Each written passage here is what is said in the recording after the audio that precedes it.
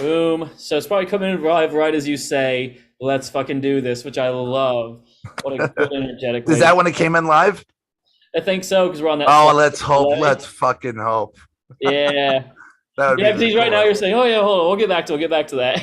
Yeah, yeah, Here's yeah, the yeah, hook yeah. for you, everybody, is that we've got some really, really, really great stuff to go over today. I mean, obviously we have Justin Miller here, and today really we open up Pandora's box, whatever that means. You But have the key? I'm not gonna fucking.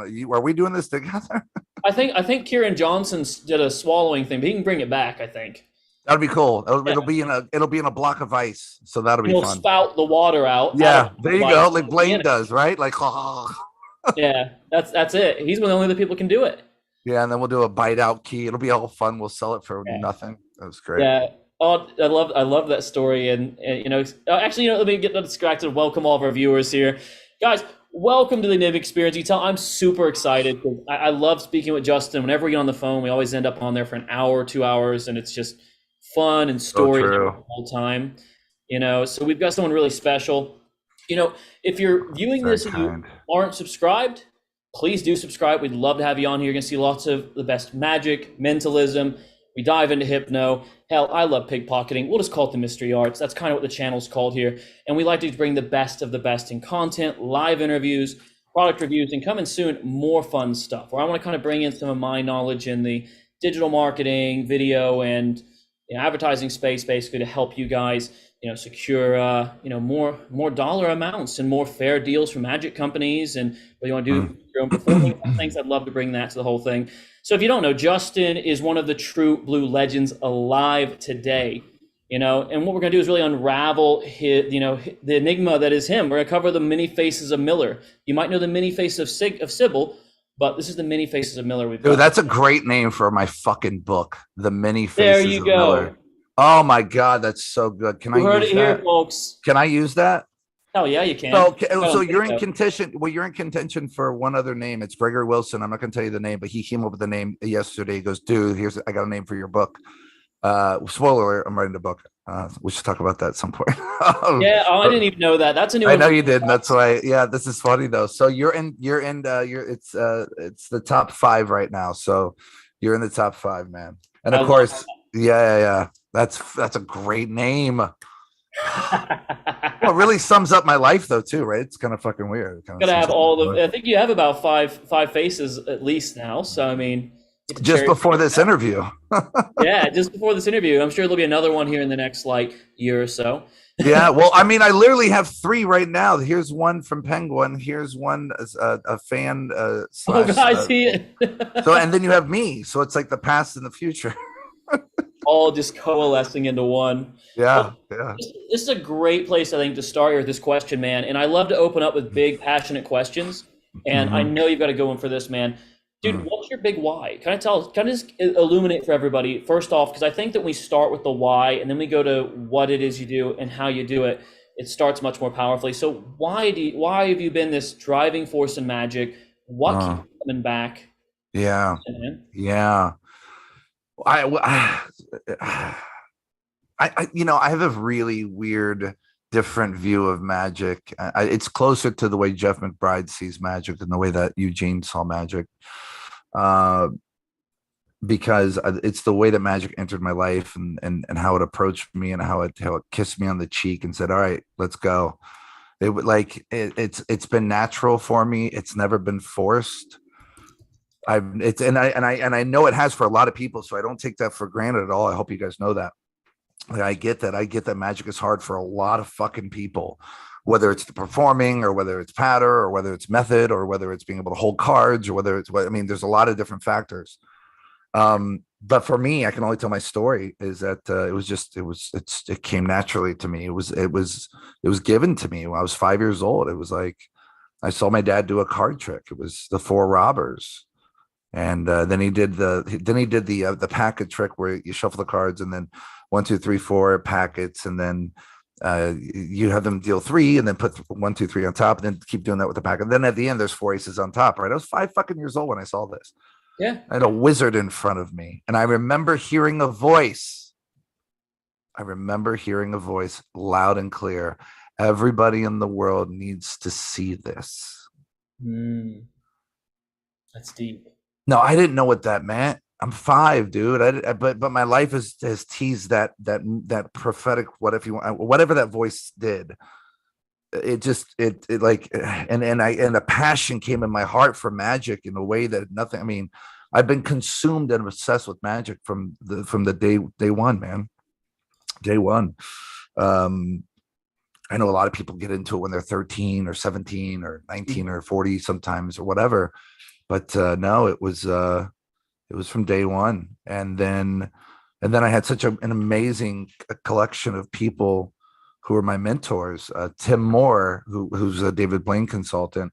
Tim was the local celebrity magician. He was on TV, Fox 8, Yeah. TV 28 Kids Club. He was known as Dr. Magic. Yeah. And I met Dr. Magic on TV before I met Dr. Magic in Jamie Kurtz's magic shop, which Jamie Kurtz was one of the greatest fucking underground card magicians that ever lived. We just buried him a couple weeks ago. And me and Tim went down there to celebrate him. And these men taught me how to fucking care and respect magic, and how to practice magic, and how to that magic was to be treated as if it was an entity or a gift. It wasn't. You were so lucky to be able to be you and to be able to do this stuff if you could do this stuff. And I started doing tricks and stuff that they had never seen, and they were like, "What? These are older guys, right?" And so they're like, "Well, who's this kid?" You know. And I was 15 years old when I went to his magic shop, and I had already been into magic from age 5. So, it was just it was a natural fit, and he became my teacher, and I learned everything from him. And Del Rey as well. Del Rey was a mentor of mine. I have a great Del Rey story if you ever want to hear it. But I just had these giants. Chris Kenner. I mean, me and Kenner kind of grew up very similar next to each other. You know what I mean? I met Kenner a long time before I met Copperfield. Then I met Copperfield, and then we became tight. And then, so I mean, like I knew all these people, but I guess it's so weird that it just started happening. This revolving world started creating itself around me. Yeah. This magic bubble. I guess I'd say the magic bubble. Yeah. And I used to go to the library and get as many books as I possibly could get out as soon as I was able to read, and pour over magic history and pour over magic books and just magic. I've never not known magic. Like, it's fucking weird, man. It's fucking weird. And then you look at my ideas and the things I put out and stuff. It's like really weird. Like, what is this? Right. I had Daryl as a dear brother of mine, Dean Dill, and whenever it's come to magic, whenever I've pushed towards an idea or towards something or towards the next place and where I was supposed to be that I didn't really know, there was always a door that opened up. Like Dean Dill got me into the Magic Castle, right? Like these were the people around me, these giants, the giants to me, right? The legends for me. I got to know these people. I slept on Daryl's fucking couch for for 6 months while I was trying to figure out Vegas when I was 19. Like, it was such a great time for magic, man. And that kept pushing me and pushing me and pushing me. And then I quit magic. Okay. When I just got out of prison, and I just had a very, very deep experience with God, the Spirit of God. And I got married, and I was starting to be a pastor now. And I remember in prison, I was in prayer, and I asked God, I said, well, because it's interesting, because when I was in prison, I was doing magic tricks for the prisoners. So I'd make props out of the tissue paper and water, right? Wow, so forceful. The same way they make chess pieces in prison. I don't know if you guys know that. That's how they make chess pieces. They take tissue, they put it into the shape of whatever they're going to shape it into, and then they put water on it, and then they do it again. So it's like paper mache, basically, right? Okay.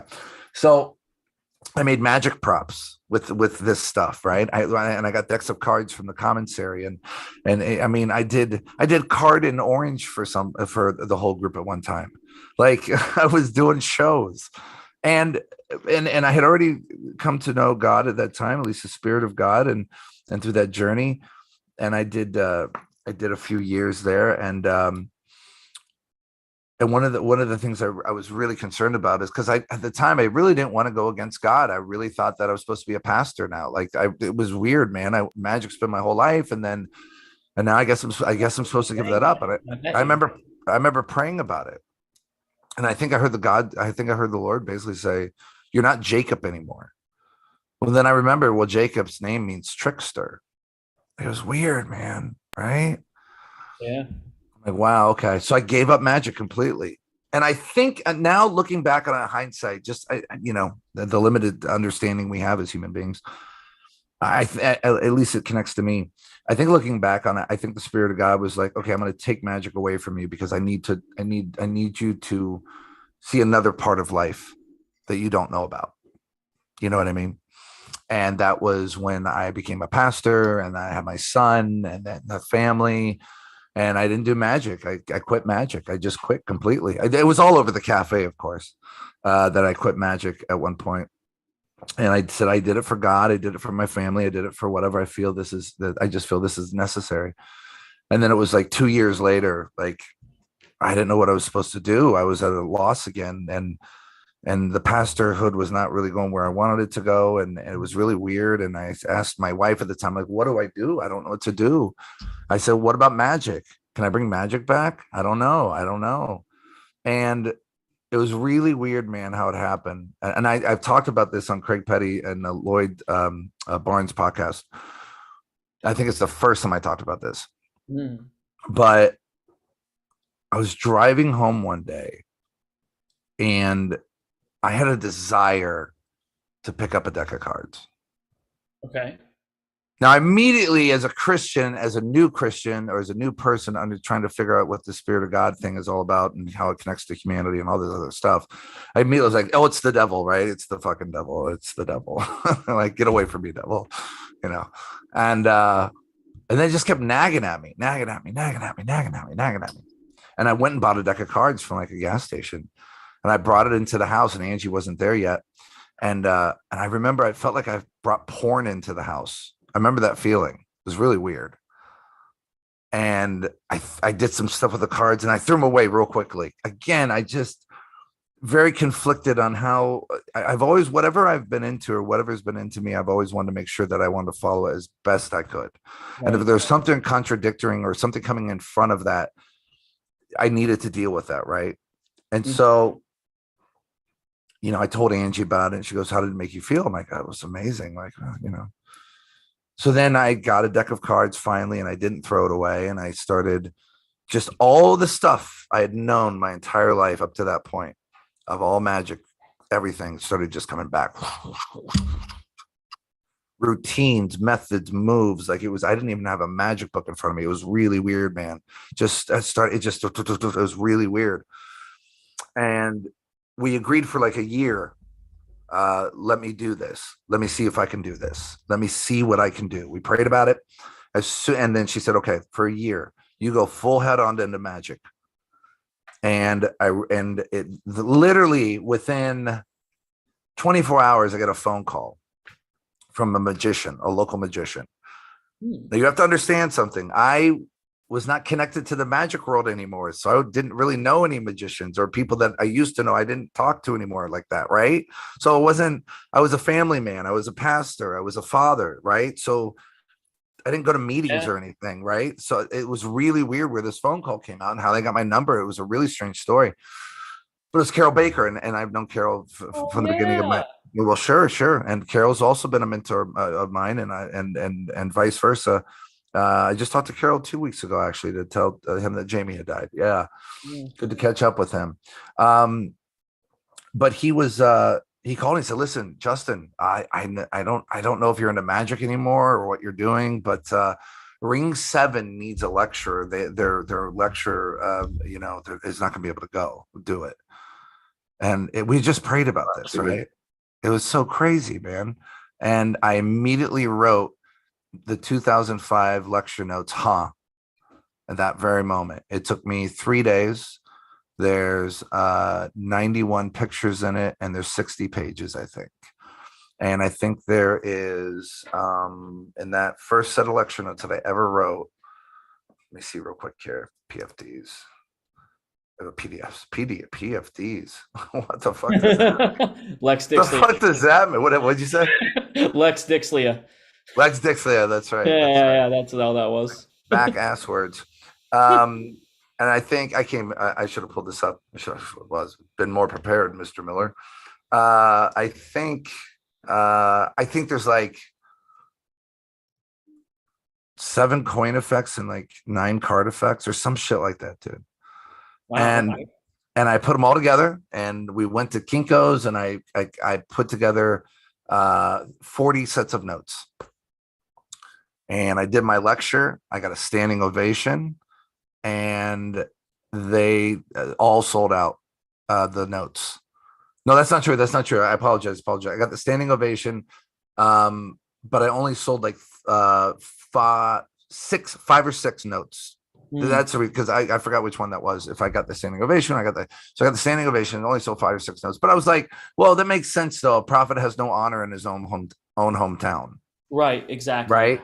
They know me, so they can just pick my brain anyways. Why fucking? But the ones that did support it, one guy was like, listen, I do I'm in charge of the lectures for IBM Ring in Cincinnati.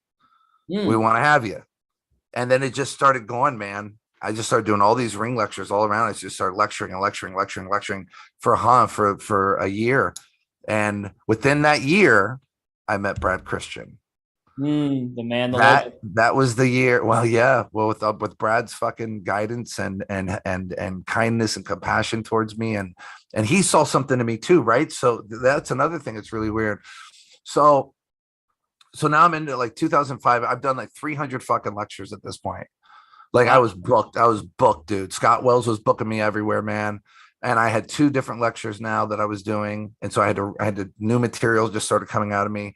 And then I put Silver Dream in Silver Dream was in for the first time. Right. I think I remember that. I remember people talking about it in the cafe back in the day. I was a kid.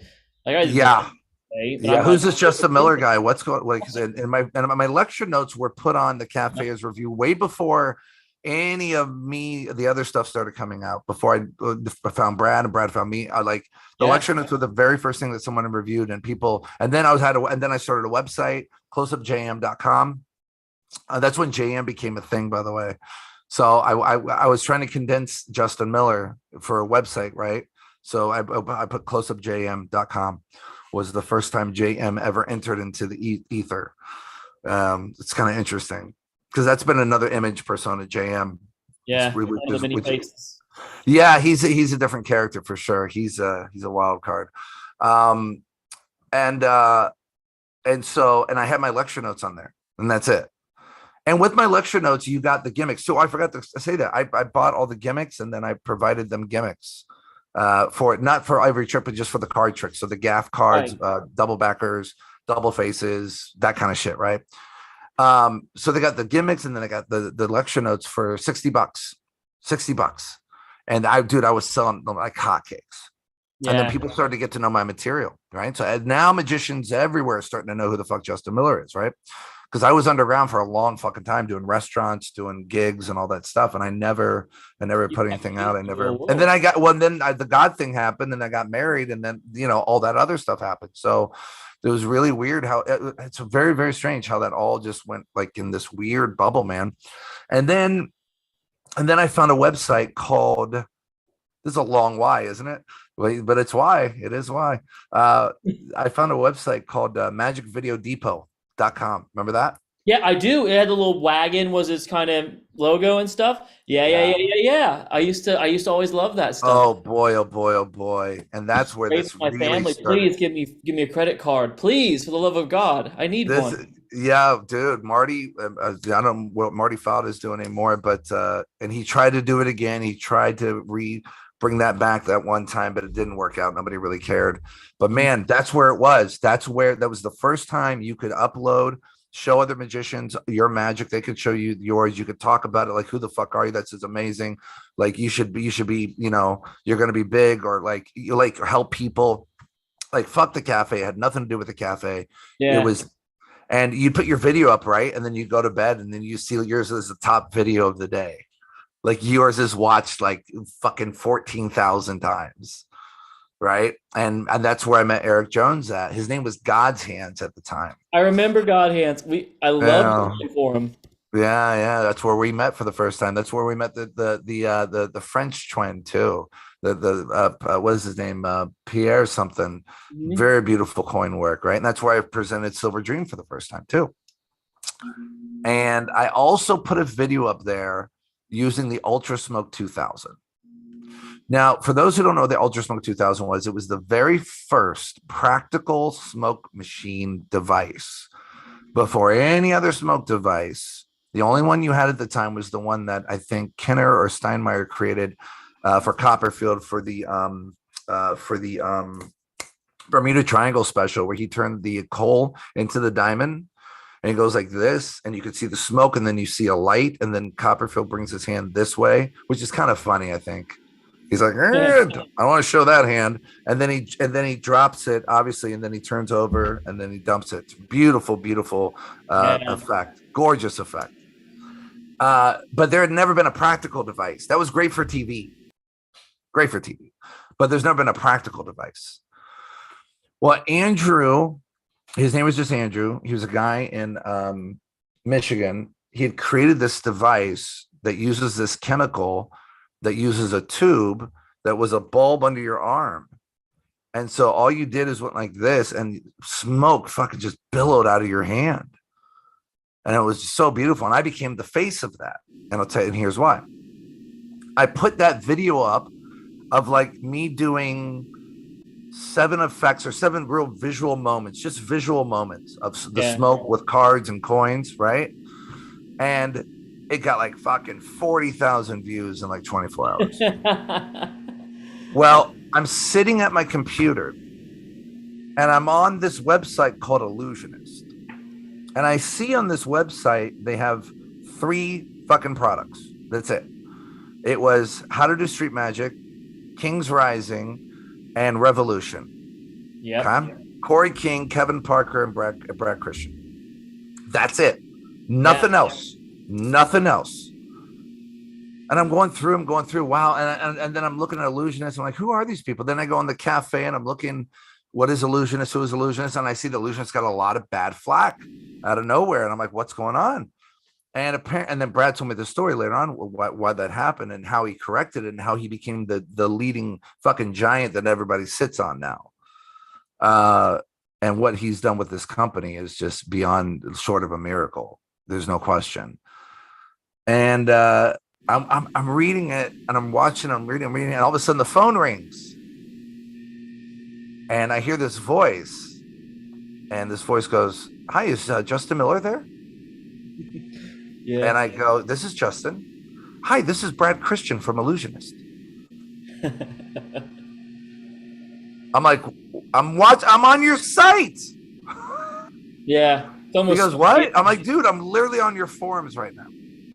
He goes, "Wow. Well, listen, man, I saw your video on Magic Video Depot, and we're planning on selling this smoke device. We'd like you to write the notes for it." Wow. And I'm like, "Are you kidding me?" He's like, yeah. We'd like you to write the notes, the tips and care. You've had this longer than anybody else, so you know, what does Justin Miller think about this? What is, and then Brad started coming out, right? The Brad, like he's a great director. He's an incredible person. It's incredible man. His gifting is so beautiful. But that started coming out of him. And then it was drawing what I knew about things out too. Like he would see things I never saw, right? Like, so tips and tricks and how to take care of it. And how long should you have one in the jacket before you need to replace it? Or like, he started going like really through all these questions. Like, wow, I never really thought about that. And then I wrote a 60-page tips, tricks, notes for Ellusionist for the Ultra Smoke 2000. Yeah. I got paid $600 for it. And I'm like, oh, I love magic. I love wait, I can with it. And I realized, wait. So I can just tell people my ideas and they'll pay me for those? Because before it was just a lecture note, right? Or whatever, but it was like they're asking me for something and I get paid really well, like really well. And it's $600 at that time, man. I'm telling you, bro.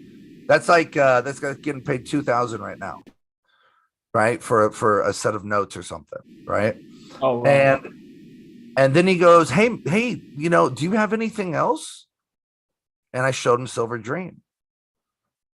And he goes, are you using a shell? I go, no. He goes, are you what gimmick are you using? I go, oh, no, that's all sleight of hand. He goes, fuck off. I said, no, it's all sleight of hand. He goes, we want to buy that. And we want to film it with you. And we want you, and you have to understand, we didn't have this before. This didn't exist in magic. This whole idea of taking a personality, and now that personality is now creating magic, and now that magic is now becoming an image, and that image and the personality is now connected. And now we didn't have that before. You only found that in music industry. You only found that in being an actress or some sort of art like that. You didn't have that in the magic world. Brad Christian created the first magic rock stars. There's no question. He took the MTV idea, the principle of the idea, and then he turned it into something so amazingly beautiful. And from that point on, that was it. Factory Seal came out of that. Army of 52 came out of that. And then all the other 11 DVDs I've done with them. And I've created over 146 effects for them. Yeah. And then, Danny Garcia started coming aboard, and then Wayne Houchin. So we were the three horsemen, man. We were the four horsemen. Brad, obviously. I say five horsemen because it was Blaine. It was really the inspiration of MTV style kind of music and everything, with the way Blaine turned the camera around on the audience. And then with Brad's incredible knowledge and understanding of direction and bringing something out of the artist each time, that's one of his giftings, man. It's so amazing. We'd go be on a shoot and he'd point out like 4 things I did not see. And I'm like, whoa, that's so fucking great.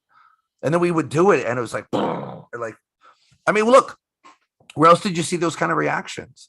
Nowhere. Like, I'm going to get those kind of reactions if I do this trick. Yeah. If you're taught correctly by the artist. And that was another thing. It wasn't just the way that they shot things. The people that they brought on could teach magic. Yes, indeed. Really fucking, that you knew that these were workers. You knew that these motherfuckers knew what they were talking about. And we got to be the monkeys, It was kind of cool. So that's my why. That's kind of the why. Dude, I love that. See, I knew, because we talked a little bit at the beginning. I'm like, I'm not going to tell you what the question is, but I promise you what we just talked about is going to add into this. Sure. And, yeah. Oh man, I love the amount of passion. That's one of the things that kind of exudes out of you, is the passion. Like, dude, you covered like all of like the intro, like setting the scene questions, and I love that. I want to say hi to Brad. Brad's here. Yeah. Brad. I literally just dropped in at this exact moment. Unbelievable. Wait, you just dropped in when I was telling the story? I didn't want to interrupt you. I saw him come in, and I'm like, no, he's in a flow right now. I'll tell him after. Brad. The moment you start talking about him. Boop. And what did we talk about earlier? Like, how did, like, the whole story of the bubble of magic and all these things. That's why I'm just sitting there and just going, that's so weird. This is exactly how I met Brad. And Brad became a big brother to me, man. Like he just took me under his wing, dude. And yeah, we've had, and that's the other thing I know, like, you're connected to somebody in a special way when you can have fights and you can say hateful things to each other, or you can do whatever. But then 10 years later, 5 years later, they come back and go, hey man, we want you back. Like, that's like they've resurrected me. I've got to influence 2 generations now. It's fucking crazy. Let's see what Brad says real quick. What's Brad saying? Hold on. That's so cool, Brad. Thanks, man. Thanks for stopping by, brother. Let's see. Brad said, ha ha ha. Army of 52 was so good. You damn right it was, man. That was so good. Remember, one of my favorite parts of the trailer You're like, what do you say? I don't want to see your magic. You got smoke coming out of places. And then it was just the editing, and everybody who's involved in Illusionist is at any level has just been incredible at editing. He's always had the best of the best. Brad knows how to find the best of the best. Oh, And G has that eye too. Garen has that does. eye too. He has that fucking eye too, which makes sense why he's doing, you know what I mean? It makes total sense, man. Yeah. It's so awesome, man. This whole scene's set, man, and you've been getting on with Illusionist and things are going great. So like you Yeah. know, there's been some controversy and stuff too, man. And I you know, personally, it's like one of those things where I've always only Around me, never. I think the Canadians would call you a shit disturber, but you're the best. Although I try not to anymore. I turn comments off on my own YouTube, and I got rid of fucking Facebook, so I try not to anymore. But if it comes to my fucking door, let's go, baby. Let's do it. Yeah. I'm not looking for it anymore, but let's do it if you want to cut, you know. Yeah. Don't fuck with Justin Miller. I mean, that's what it is, man. Yeah, You know, stop fucking with my voice. when I met you, the face I met of you was like you. We have told you this story, and you actually you can remember some of it, but like you and I have met like multiple times. But it's always like we're sitting outside of Magi Fest and cigarette. I'm like, oh shit, are you Justin Miller, dude? I haven't seen you in years. Oh yeah, and then we chat for a minute, and then you know we lose track of each other because you know we're both just drinking at Magi. Because life, sure. Yeah. And then, because we gotta go see the 14,000th version of fucking Ambitious Card by some kid that wants us to. This one. Holy shit! I had somebody. Yeah, I had somebody. Still find it. I'm not kidding. I had somebody do 9 times it went to the fucking top, and I was like, what? Do something. Maybe the deck turned into a piece of shit, because that would at least be amazing. What is happening? What is going on right now? Yeah, it's fun at some of these conventions, right? Because it's such a good mixture of people, and like there's so many skill levels, and sometimes the people just don't know really, you know, or don't see some of the things that you see. Someone that's really veteran in this, right? Because you know what an audience likes. I've seen you.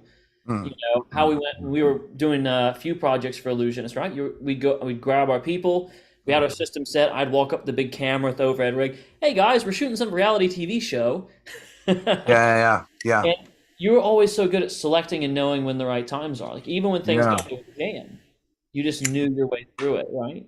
So when you think about like those things and you know, kind of how you get social compliance in an audience, can you tell a little bit about that? Because I think that's a really fascinating thing that maybe a lot of people don't really understand. And I think that every time you hear it from somebody else that can do it well. How you pick an audience when you're trying to pick them for a reaction? How do you start seasoning them, right? How do you start seasoning that steak so that they're gonna go on that grill and toast up real nice when you start doing magic and you put the well, it's interesting. I used to and Brad knows this. We used to try to, because we didn't know what we were doing. We were just trying things out. We're like, how do we have so many wonderful stories of how we try to get people. It's like, you know, we're doing this. We're like, no, we're okay. Let's change the way we say this. We're doing it this way. No, we don't want to watch. I'm like, fuck. And in fact, I made a video and Illusionist did a blooper reel because of it. You see me fail 4 fucking times or 3 fucking times. You see it. It's on the Bold Project, right? And he said, hey, you guys want to see some magic? No. Yeah. Hey, guys, stop. Wait. Do you like magic? No. I was like, what? Like, that's just like, I kick puppies too. Like, what the fuck? That's just a no. And then there was one time with the girls that go, hey guys, you guys like TV? Cool. You like shows? You like magic? They said yes to everything. Cool. We're doing a TV magic show. That's the Miller yes set. Well, that was the reason I wanted to do it, because this is the reason I wanted to do that, and it was just a brilliant part on Illusionist idea too. I wanted to get the footage because in the beginning we didn't know what to say and how to say it when we first started this stuff 19 years ago, going on 20 in December. We didn't know what the fuck we were doing. We were just trying it. It'd never been done before, you know. So we had to create this whole thing, how to do it and figure it out. And then we finally figured out it was a lot better if we got Nicole to do it. The girl who was the editor and producer of the shoots. Yeah, and then so it's a lot easier for a girl with a clipboard to walk up to people and go, yeah, yeah, yeah. So now the artist is like, okay, thank God. Oh shit. Because it's every time you get rejected, it hurts you a little bit. You're like, Oh yeah, but it's yeah. really good. Please trust me. I've got something that's gonna blow your mind. Well, and that's the thing. You're not doing a show. You need them for reactions and for the people to be behind in the trailers. You know what I mean? You're Yeah. not doing a show where people come to watch you. You have to tell people, here's the reason you should watch me right now. And Right. in exchange for this magical moment, we're going to use your image and face for a television thing. And that seemed to work out pretty well. I Yeah. noticed like in your videos too, because like I said, I told you that before this call started, I was spending time with Liberty Spikes, Justin. Yeah, Just you there. came up with that name. That's a great fucking name, Brad. I don't know if you're still here, if anybody else remembers. I think it was Bullet or Factory Sealed, where I Yeah. had the spiky hair. I was like 22 at the time, or 23 or something. I don't know how old I was, but I was in early 20s. And he came up with Liberty Justin. Liberty Spikes Justin. Is that what it is? Yeah, Liberty Spikes, Justin. That's great. That's great. Real quick, before we go into the next one, this Yeah, is great. David French says, I'm taking a shot every time Justin drops the F I bomb. saw that. I am drunk now. Go ahead. Go ahead. Did you see the Michael Lawrence's what too? You really just compare this is for me. You really just compared magic contestants to bland meat. It's like, well, yeah, you got seasoned steak, you know. That's what makes Well, it. you got to prime the audience. Yeah, Yeah. I yeah. mean, why do you, Michael, think about it. Why do you think they have Hmm. people that when sitcoms and stuff, well, I don't know if you know this, but they have when you're doing like live sitcoms or you're doing Yeah. pre-recorded stuff, they have what's called sometimes just the opener or the filler. It's usually a comedian or something, and they do about a 15 to 20 minute bit of stand-up before the audience to get them roused up for the show. Yeah. So, and then, or you could just have the applause sign on, and that's just stupid. You're trying to control people with like MK Ultra fucking shit, really. So they figured out if you have a live person performing this comedy little bit, do some comedy before you watch a comedy show, you're already in a laughter, funny mood. So when these lines start coming out that someone's wrote and these actors are delivering those lines, it's going to be even funnier. And they get the best reactions so they can record it. Yeah. So Laugh track. we just took so you have to prime them a little bit. So what I would do, honestly, there'd be many times, I can't believe I said honestly. No, I'm gonna lie to you right now. I haven't done that forever. Ugh, I don't like that. I hate those little seizure words. I call them seizure words because Yeah, I they get pop up. it. Like when you say actually, oh my God, you're actually Right, good. right. It's Like well, I come always on. say, I say, whoa, hold on, let me take that actually. Like, you were really good, you know. Yeah, exactly. I know I can say this a lot better. Right. So there's just so many times that I'd filmed Silver. We were filming Silver Dream, or filming Bullet or Factory Sealed or Loops or whatever, or Army 52 or whatever. And I would do two totally different effects first that had nothing to do with the effect I'm doing, because I'm trying to prime them. I need them to, I want to see how they're going to react to magic too. So also that's a really great point. But there were a lot of times we'd get people and they just weren't reacting. So I didn't go on to film or to do the actual trick I was supposed to film. And we came across that quite a bit. That was an interesting little paradigm. It's So kind of yeah, it's kind of the equivalent to like sell me this pen. Like a lot of people don't know this, but sell me this Apple Pencil. Sell me this pen is a qualification question. The first thing you need to know is how that's long right. for a pen. If they That's say I'm right. on the market for a pen, oh thanks, have a good day. It's the same thing for this in magic audiences, right? That's exactly right. Yeah. Real quick, Brad Christian, here's a fun fact. When I was shooting the teaching sequences, here's a fun fact. When I was shooting the teaching sequences for Silver Dream with Justin, he literally dropped everything. Brad, do you remember? Do you remember? I had sleeved 2 already, and I forgot I had sleeved them, and I was getting ready to do this one with the pocket, and I remember just dropping this hand because I forgot I had sleeved this one, and I dropped this hand, the coin fell, and I was like, oh shit! Then I dropped this hand, and this coin fell, and I just threw the other coin up, like, what the fuck? What is? I didn't say fuck because I was starting to be a pastor at that time, so I probably didn't say that, but I was like, oh golly gee, probably. That's probably what I said. Yeah. Oh golly gee. It's Yeah. like, oh man. Justin woke. Who just said Justin stays woke? No, no, no. I'm awake and thank you very much. Oh, I'm not woke. No, no, no, no, no, no, no, no. No, thank you. You can keep that woke shit to yourself. Bye bye. Fuck that shit. That's not me. I'll take a stand on that right now. I won't tell you all my politics or what I believe in and all that other stuff, but I'm not woke, not in the fucking least. I'm from the 80s, baby. Yeah. I'm a different breed. It's very true. It's one of those things I love about you. You always Mm. mean what you says and says what you means. Yeah, well, you have to. You do, don't you? What are you, Popeye there? Irish says what she says and she's what she means. Yeah.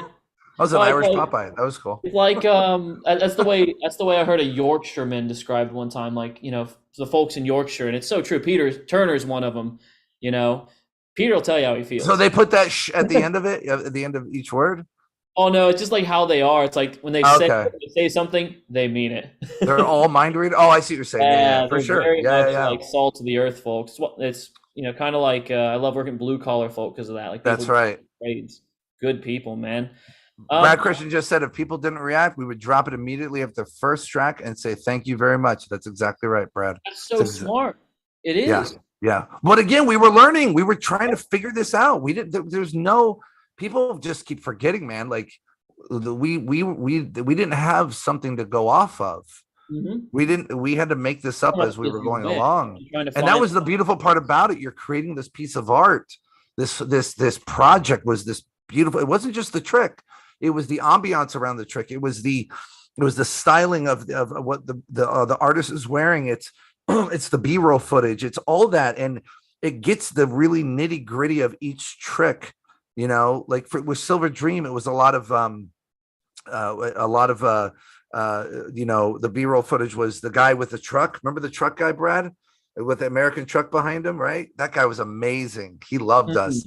Mhm. And then it was gritty fucking railroad tracks and side with graffiti walls, and it wasn't a Paul Harris in the woods kind of thing. But I did that with Paul, but I did do Freedom Pack in the woods because I understood that that's Paul's his kind of brand, so I wanted to kind of bring it into there. So, and I learned that from Brad. I learned all of that from Brad. Yeah. Because we were all learning it together at the same time. It was such an amazing experience, man. Like, it's incredible. Yeah. Yeah. One of the things I want to close. I want to close off with this question because I'm genuinely curious about this Hmm. as well because I noticed it. Rewatched some of your stuff because, like I said, dude, Magic Stream's such a good value. Like, not even trying to pitch it, but with all the Get stuff Magic Stream, guys. You'd be crazy if you didn't. In fact, I just checked out Magic Stream. I have the most effects on there. you do. Oh, dude, Yeah. easily. It's so Yeah, good. I do this. Like, Justin does this ego thing sometimes. I just do. Everybody shut the fuck up. I don't care what you think about me. I just do it. And I'll go, I wonder how many hits of Justin Miller Magic's getting on Google right now. You know what I mean? Little things. I do that. I do that. Man, you got to toot the horn. But I also do it. I own a business, right? So I also do it because I'm trying to see where the brand is and the name is. But there is a part of me, I have to be honest. It's like, that's pretty cool. That went up like 500,000 hits last night. You know what I mean? Those little things, right? You know what I mean? So I did that with Magic Stream a couple of nights ago. I was like, Yeah, I was just, I was like, I wonder how many artists are here. Okay, let me see. Oh wow, cool. Yeah, And I was like, whoa, I have the most. That's very cool. Well, it kind of makes sense. I have the most content that we put out. I mean, Yeah. it's just, I can imagine all the footage that we didn't get to see. Yeah, absolutely. Good. Oh, Because man. I only get to see the Those trailer. power drives, Because we only right? get to see the trailer. Yeah, we don't get to see the process and the editing and all that stuff, And at the time, Ellusionist was in the warehouse in San Rafael. No, that's where Brad lived at the time. Cool, right? Well, yeah, it was some warehouse.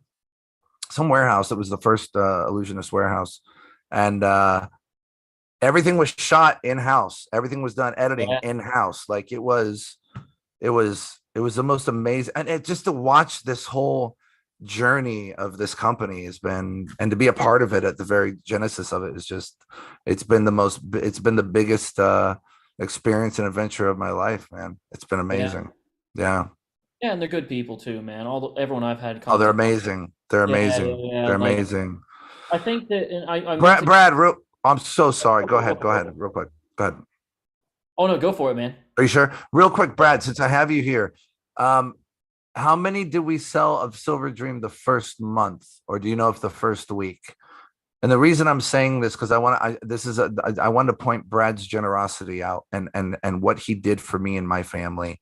Brad Christian gave me a place where I could figure out how to make money using my skills and my talents and whatever I have. And whenever a project did well, Brad would send me extra checks.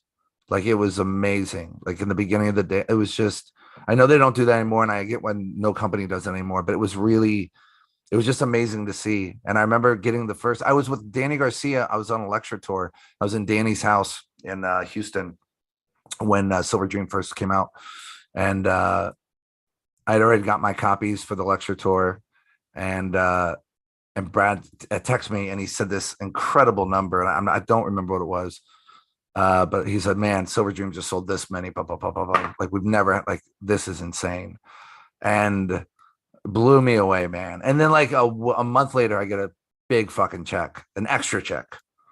And I had already gotten paid for the project, right? I had already gotten paid. Yeah, it was like, I'd never had this experience before because it didn't exist before.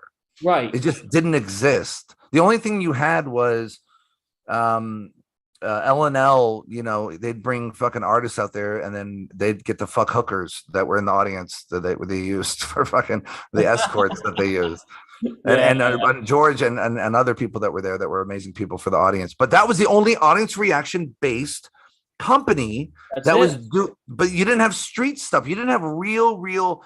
And Brad was able to figure that out, man. And by using Blaine as an inspiration, he was able to figure that out that nobody had figured out before. Brad got a hold of the fucking first iPhone idea before, you know what I mean? Like, it's that same equal to in magic. It's the exact same equal to. Brad became the Steve Jobs of magic. No question. No fucking question. Absolutely. Yeah. No question. Brad changed the entire fucking world of magic. Changed it. And they continue to change it. They continue to evolve because magic continues to evolve. So it's like, why wouldn't I want to be with a company that understands this idea of evolution from a business standpoint, and from more of a how magic affects people and how magic continues to evolve within the context of its marketing, of its branding, and of its effects and what it does, right? And how it affects other people. They're just the best at it. Yeah. One of the things I always love, and the question I'm asking in a moment too, is about, I wanted to hear about how you gathered crowds, but I want to add this, like, I love Ellusionist too, is like they also have that, they release effects that, like, you or I would buy and use this. I mean, case in point, I know you got yours too. What is that? Oh yeah, mine's it's over there somewhere. Yeah. You're right. So great, right? So it's so good. Ditto is so fucking good. So good. Great. So good. But they also have this intro as well. They have like the How to Be a Magician kit, the How to Read Minds kit. Like, I think it's a good, they've set a good example too, I think, for people coming into it that might have just stumbled across them, because now today's equivalent of stumbling into like a magic shop is finding it online, seeing a video, and then like going down a rabbit hole, right? They have a good intro. We're losing magic shops, and I'm so proud of Ellusionist for stepping up and saying, no, we're not going to lose our fucking brick and mortar magic shops. This is where people began magic for so many generations, and damn if we're not going to be part of that problem anymore. And I was so proud of that. I did that. It's really interesting how serendipitous this is, because when I first got Vanish, I sold it to Ellusionist yet. I didn't know how I was going to sell it. I had 600 units, and I was thinking to myself, well, fuck, why don't I just reach out to all the magic shops, the brick and mortar magic shops that I've lectured at, and then I know people there. And every single person said something to me of similar value. Justin, next time you have something, let us know immediately. We want more creators and more companies to help us, because we are getting murdered by Murphy's. We are getting murdered by these shops, especially Murphy's. And I was like, wow, there's a thirst for it. There's a thirst, man. And immediately Ellusionist just went on the same bandwagon. I'm like, I'm so proud of Ellusionist for doing that. What a great fucking, because I don't want to be a part of any brick and mortar magic shop ending. I was listening to Garrett's thing on that when, what's his name with Prop Dog? Was it Prop Dog? Yeah. Yeah. Yeah. Yeah. They Tears closed. me apart. Tears me apart, man, because Yeah. I grew up in magic shops. I'd stay from dusk till dawn in magic shops. I manage magic shops. When I was 14 years old, they put me as a manager at Minturn Magic. No bullshit. I used to take home troves and chests of magic tricks and learn them at that age. It was so great. It was so beautiful. And I was just a manager. I was able to this little small magic shop. And it was so cool, man. And you know how many people I got to meet through that? And like, Oh, absolutely. and there's something when magicians share magic, like not conventions, but like just really like jam sessions or whatever. And there's this back and forth. Well, you get that through magic shops, man. And I'll be damned if we're ready to lose those. Yeah, it's such a key part that a lot of people, Yeah. you have to think of this, Justin, and it's weird to think about. Like, really, what we're doing right now on Zoom is kind of like that new way some people do it, but it's not the same. It's Mm. not, is it? It's not the same as like, Yeah. I can't Yeah. get the grip right, and somebody that's a mentor come over and just literally put, That's run exactly through it. right. That's Yeah, exactly right. Well, and honestly, also, listen, anytime in my generation, we didn't have fucking computers or anything else like that. You wanted to learn a trick, you had to wait till that person comes to a convention near you, or you had to go find him at a convention, or you had to randomly meet this person in the middle of fucking wherever when that didn't exist, and hope they teach it to you, or hope they show it to you, or yeah, hope they do it in their show at the lecture, or doing a lecture at a convention see it or really their there, show. and That's they it, man. That's how you learn. There's a great story of Vernon and Charlie Miller going off to learn who's this guy who knows the center deal and could do it better than anybody else. Like, it's incredible. That's how we had to learn this stuff. And I think magic, unfortunately, is too easily available now. It just is, unfortunately. I don't think everybody's supposed to be a magician, and I think it shows too. I think you're right, man. It takes it and now that's an interesting segue here too. Do you like what when you look at the magic world as it is now? What do you like look at and you're like, okay, I'm incredibly proud that's moved in this direction. And then Mm. what do you go and kind of look at and go like the equivalent of Hank and Bobby? That boy ain't right. What is that for you on those kind of polarities, right? Large coffee, pie. Large coffee? Why are you calling that a grand day? Don't make no sense. All right. um, that's a good question. Mm-hmm. It was Well, very look, I think the entity of magic is very capable of keeping itself alive for as long as it wants to, right? I don't think we have such a say in how it does that.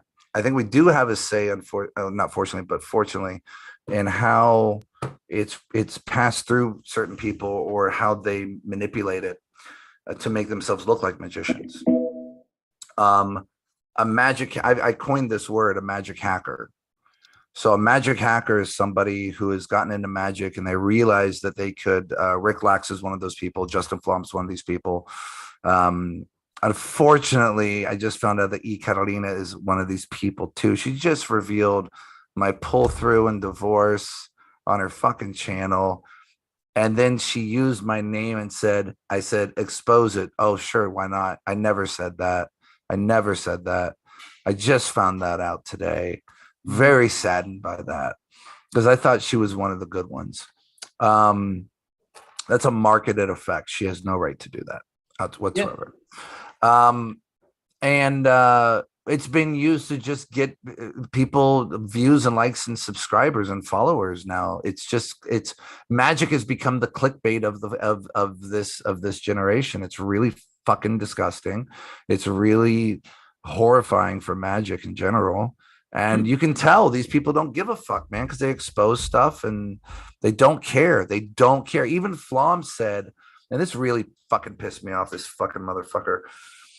He said he started doing videos now where he goes, hey, these stupid magicians won't teach you their tricks. Well, I will. That's how he opens up his fucking videos.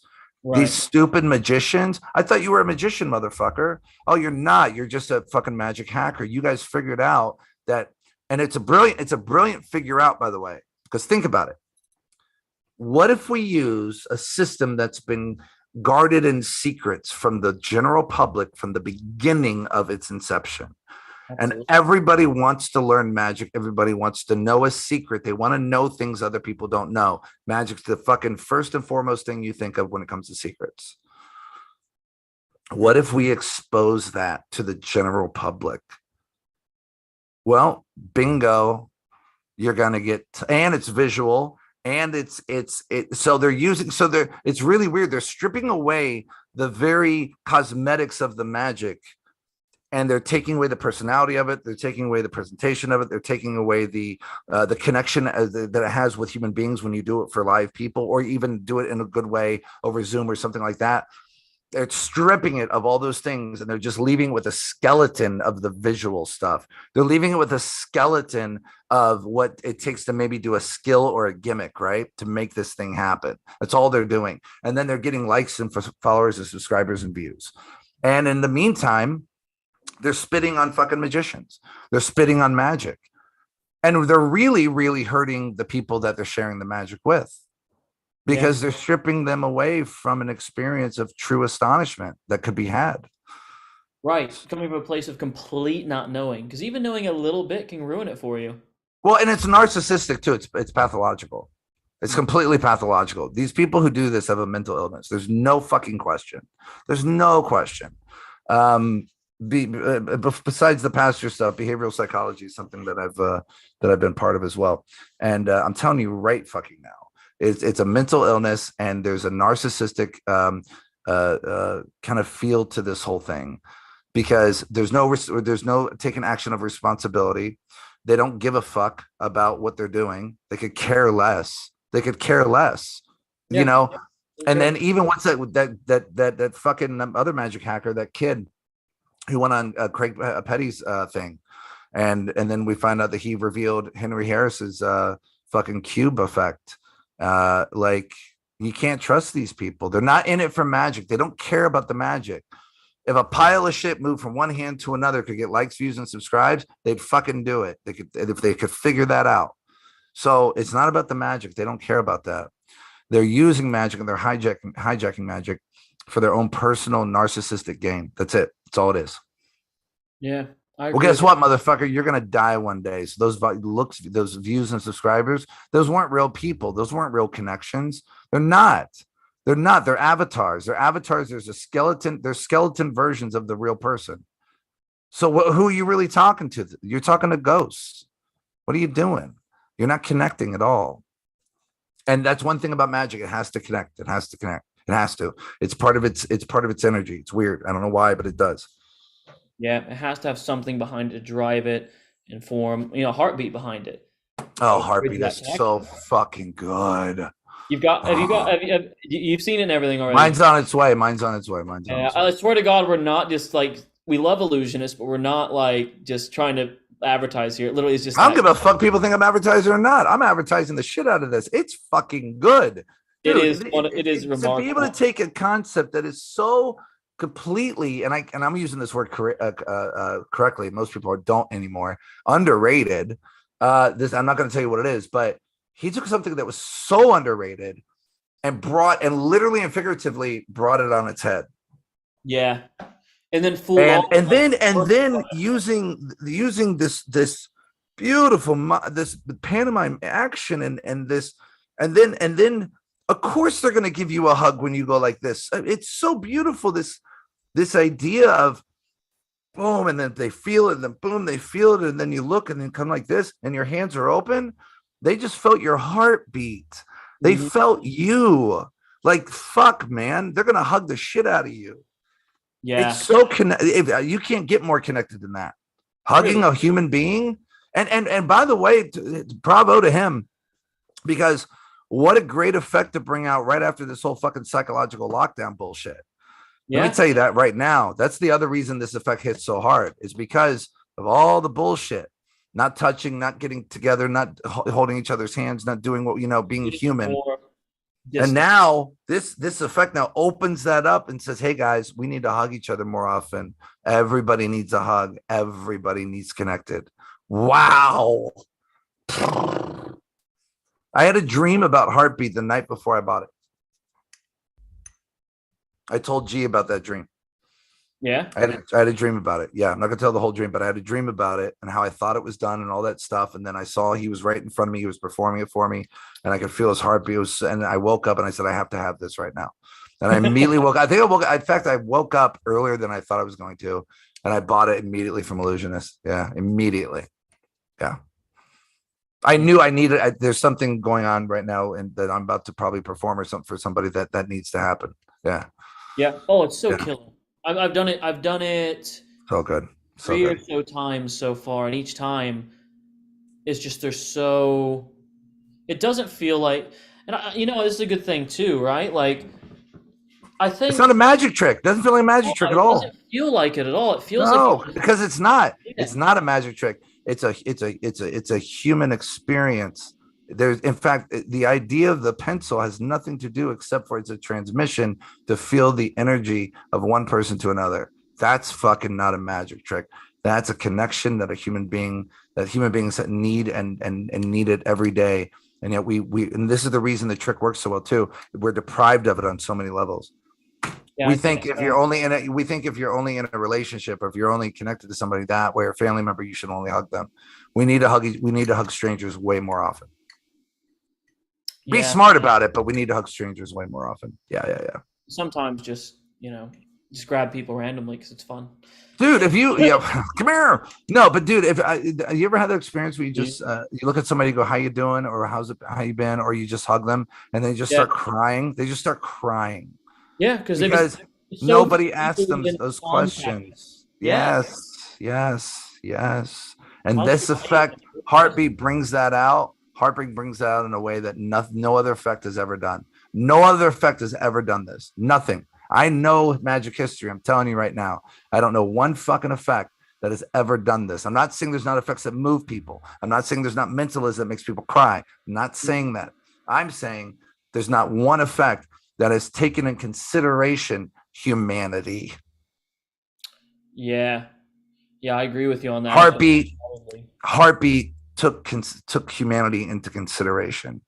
Yeah, and said, what does humanity need right now? And this is what humanity needs. Humanity doesn't need another card trick right away. Humanity doesn't need 3 coins going from one hand to the other. Humanity needs connection. And Heartbeat does that in a way that nothing else has. It's crazy. Yeah. Oh man, I could go on for hours about that damn thing. It's so good. Good. Oh my god. Any questions from people, by the way? Yeah. So let's go ahead here and first. I know you got your own thing, but I wanted to see if we can mix stuff in. Yeah, let's mix in some questions from our guests, and then I want to get into the many faces of Miller. We love the many faces of Miller. So Gold Project's insane. Another must-have. Thank you, Tyler. Really appreciate that. I have Vanished from Justin. I picked up at Ellusionist. Incredible must-have for card magicians. Thank you so much. I really appreciate that. Thank you. I want to see if there's any hate on here. I always like to go there. Yeah, there is one, I think. Is there? That's fun. Yeah. No, towards the end. Towards the bottom. Yeah, which he owes him money for. I owe him money. I owe him money. Yeah, I was gonna say, just dude, I've seen this. Yo, email me, please. Email me then. Please, email me then, please. I could flash up the email on the screen, like I would. Like I know. magicwithvision@gmail.com. Listen, if I've wronged you in any way, and you need files, you need the money back, please. magicwithvision@gmail.com. MAGICWITH VISION. magicwithvision@gmail.com. Immediately, we'll take care of that. I do apologize about that. It's not something that I don't know. You're not really saying anything. You're just saying you're like loud things, but you're not saying what happened or anything. Still owes me and others money for lost files, etc. Crook. David Prime. It's interesting. People like you are really fascinating to me because, you're not speaking for yourself. Apparently you're bringing others into it, but where are the others right now? Right. So it's like, you're not even being fair to yourself in the way you're arguing. So I'll stick with you because I can't do the imaginary others right now. Because they're not here, and others money for lost files. I can take care of that for you immediately. Crook. That's great. No, just like, and what's etc. mean? Like, be precise. Yeah. Can you imagine if I walked into like Best Buy and I'm like, all right, they're like, all right, so I'm returning these things. Great. What do you have there? I have a camera and I have a computer and etc. You know, others, etc. No. We need the exact. I need. What are you returning? Well, I have the camera and I have the computer and you know, etc. etc. etc. And it's just like stuff in a bag you What can't. the fuck? I need to know all the things to be able to help you the best possible way. Yeah, and I know you're good on it too. Like David, Yeah. we're not taking. I'm not taking the piss out of you, by the way, man. It's like I've seen this before. I've seen where Justin have just like if he gets an email, it's take care of Instantly. it. I Yeah. know him. Yeah, Well, it's really funny too. yeah, It's like, we talked about this a little bit before, but and he might have a serious issue or it might just be a hater. Who knows? He might just want to own the story that people want to own the story about you, whatever. I get that. It's fun to own the story of other people's lives, I guess. I don't know. I don't do that. I try to be original, but to each your own. Um, I always say, hey, listen, I'll take care of this or whatever. mhm, I never get emails back. They never, and they're not like, hey, yeah. here's what it is. Here's the receipt. Well, and I'm like, never. It's so weird. I put it out there all the time. If you look at all my interviews with Craig Petty, I've said it every time. Here's my phone number. Here's my email. Yeah. Please contact me. Please contact It's me. easy to get a hold of you. It really is. Really simple. If you make the effort, it does pay off. Yeah. Hmm. Really, really does. Well, here's a question you sent me in from one of your guys, one of your followers is definitely underscore not underscore a underscore bats, and then the rest is cut off some. I think that that's it. The end. Oh, definitely not a bat. That's it. Okay, they added the apostrophe in. That's right, English. What would you change about your place in the community? So I think it's a good one, good question that kind of leads into it too. So we had that discussion just now, right? What would you Hmm. change about your place in the Hmm. community, right? Like, that's the thing. Like going into it, because I had the Yeah. primary influence for a while of the Dirty Bird people and stuff like that. I think What? a notion about you, right? And it's from I've found not true at all. At least you've never been that way. Yeah. I know you've gone through some Yeah. things in your life, man. But Yeah. yeah, talk about that. Like you got the highest accolades and also the lowest, man. But what would you what would you Hmm. do? What would you like to change, basically, if you could go back and rewrite it? That's a great question. Pulling bangers, aren't I? Well, That's a definitely great about it. question. Great question. I think I wish I wouldn't have been so vocal on Facebook when I did, but I also don't regret it. Like it's weird, man. I wish I'd used more wisdom at that time. I wish people, I also wish people knew what was going on behind the scenes that used to just fucking hate me for like no reason. Like they just heard things about me. So they just got on the bandwagon and hated me. Like it was fucking nuts, man. Like there was a coordinated effort to get me out of Magic by Eric Jones, Nathan Kranzo, and a couple other people. It was fucking nuts, man. And like it just got very overwhelming. And I have a new kid, and my kid's disabled, and we're trying to deal with that, and just the pastorhood, and then Magic, and then being married for the newlywed, and it was just so much, dude. It was really rough.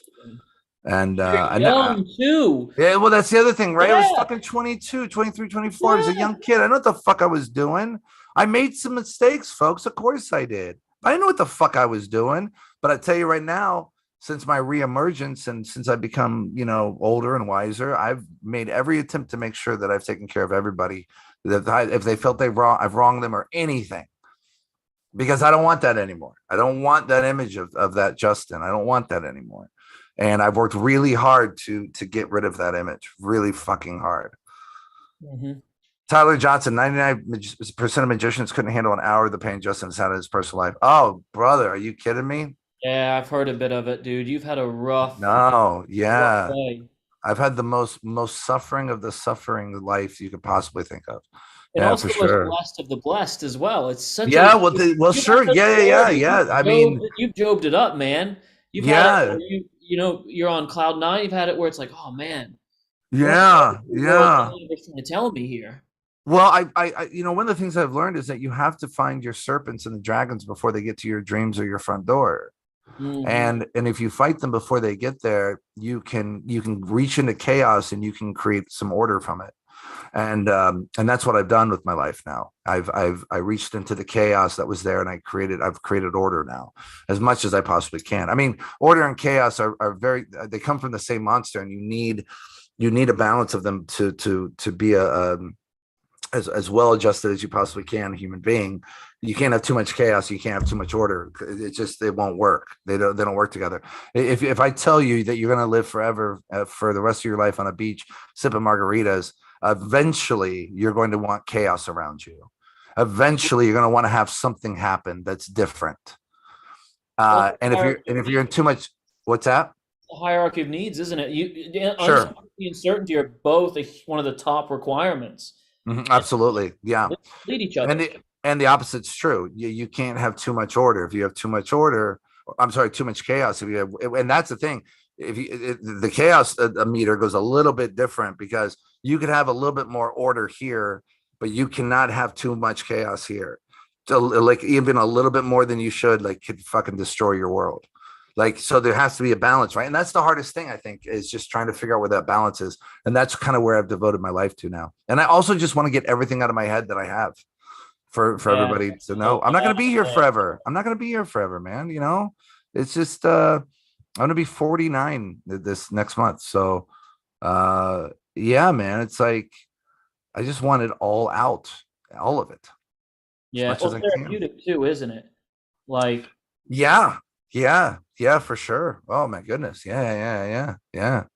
And I just want winners now too, man. I don't want any, you should see all the stuff I just work on that I'll never probably release or give to yeah. the world. Yeah, because it's either for me or it's not ready, or I don't want, it's just not. I only want the winners right now. I heard you and Garen talk about that. Yeah, the slam bangers, man. The slam bangers.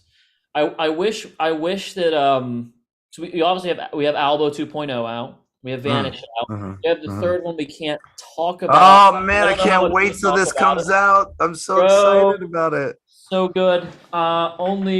Only little tease I'll give. I don't think I'm gonna get in trouble for this.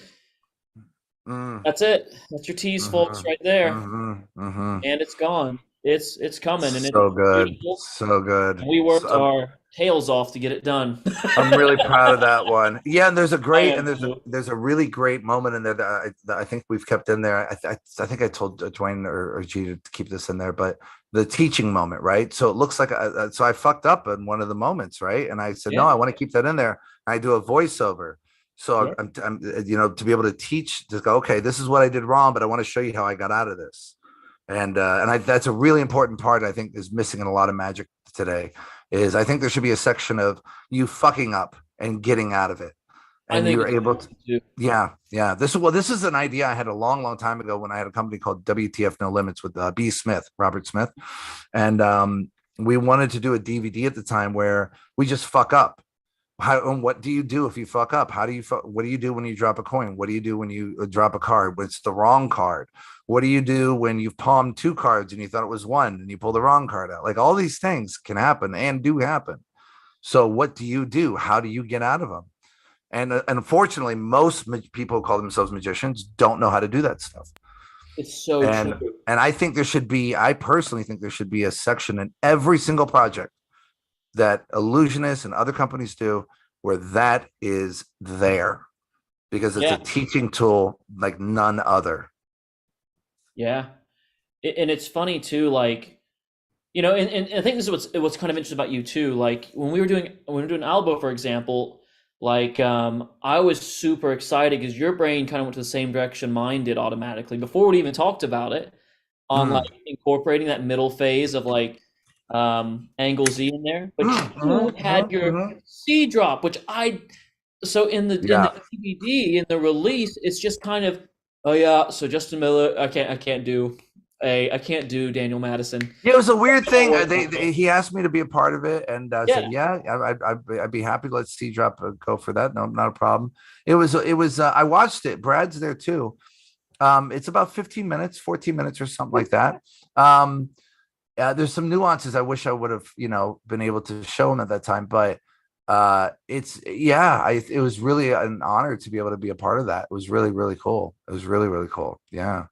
C drop. I remember when C drop, I knew C drop was going to be a real big thing for me and for the magic community when we were doing, it was me, Brad Christian, Kayla Morelli, Joshua Masada, and some other guy, I think it was, but we were doing a pilot for A&E, and it never got picked up, but we shot a pilot, and I showed Kayla Morelli C drop, and I loaded it in his hand. He didn't even know it was loaded, and he goes, "How did you get the quarter in my hand?" And I showed him. He goes, "Dude, that's fucking brilliant." And then he showed me. Then he showed me Odyssey right then and there, and he had never. Odyssey had not even. They weren't even in production. He had never even talked to a company at that time. He's like, "Look at this ring thing I got, dude."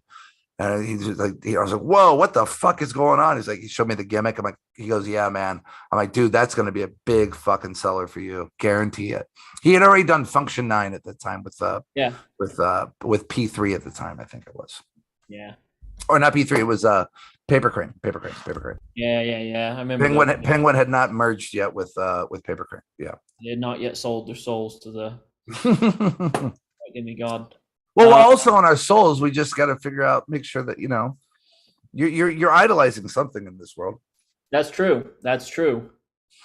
Our idol happens to, go out and make cool products, and also has to do cool stuff, right? Well, I call it now touching rainbows. I get to touch rainbows, man. This wall is a rainbow wall. It's all my DVDs from Ellusionist and other companies, and and whenever I get to do more stuff, we get to touch rainbows. I've said that to you, many times in that shoot. Oh yeah. That's a Millerism. Yeah, for sure. Yeah, I coined that in the beginning of right when the psychological lockdown happened. I coined that because me and Adam Wilbur were doing. We did 33 free lectures for the magic community, and for different rings and IBM, SAM, and everything. Yeah. And every time we got done doing a lecture, we did 3-hour lectures. And I looked at Adam like, dude, we'd session for another hour. I'm like, dude, we get to touch rainbows, man. Like during this time of this lockdown, we get to still touch rainbows. Most people can't go outside. Nobody's going out. Like, this is so cool. And so every time I get to do something now, it's just we get to touch rainbows. Yeah. And it carries on to this day. Yeah. So, man, on your rainbow touching journey here, dude, you've had, like we've joked about through this whole thing, you've had so many different faces. Like, yeah. There have been times where, like, literally I've seen a trailer, I got an email from Ellusionist, and I pulled it up, and I'd be like, I wonder who this is. And I see it's Justin Miller. I'm like, that's not how I remember Justin Miller looking. Yeah. It's like you're experiencing a new person each time. And I thought that, one, the story you told, where that came from, which we kind of talked about before we got on here, just messing around, having a conversation, was super interesting. Whereas by design, and it just kind of is carried on and really become kind of iconic in a weird sense. It's like it's mutable iconic. The mutability of it, the changeability of it is what's so iconic about it, weirdly. In your growth, man. So can you kind of run us through like the different phases and what influenced each one? I don't know if I can go through each one and kind of give you an outline of why that persona came out of me. I can only tell you that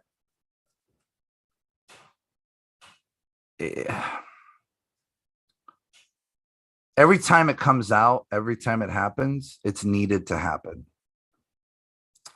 It's the best way I can describe it. I don't know what else to say about it.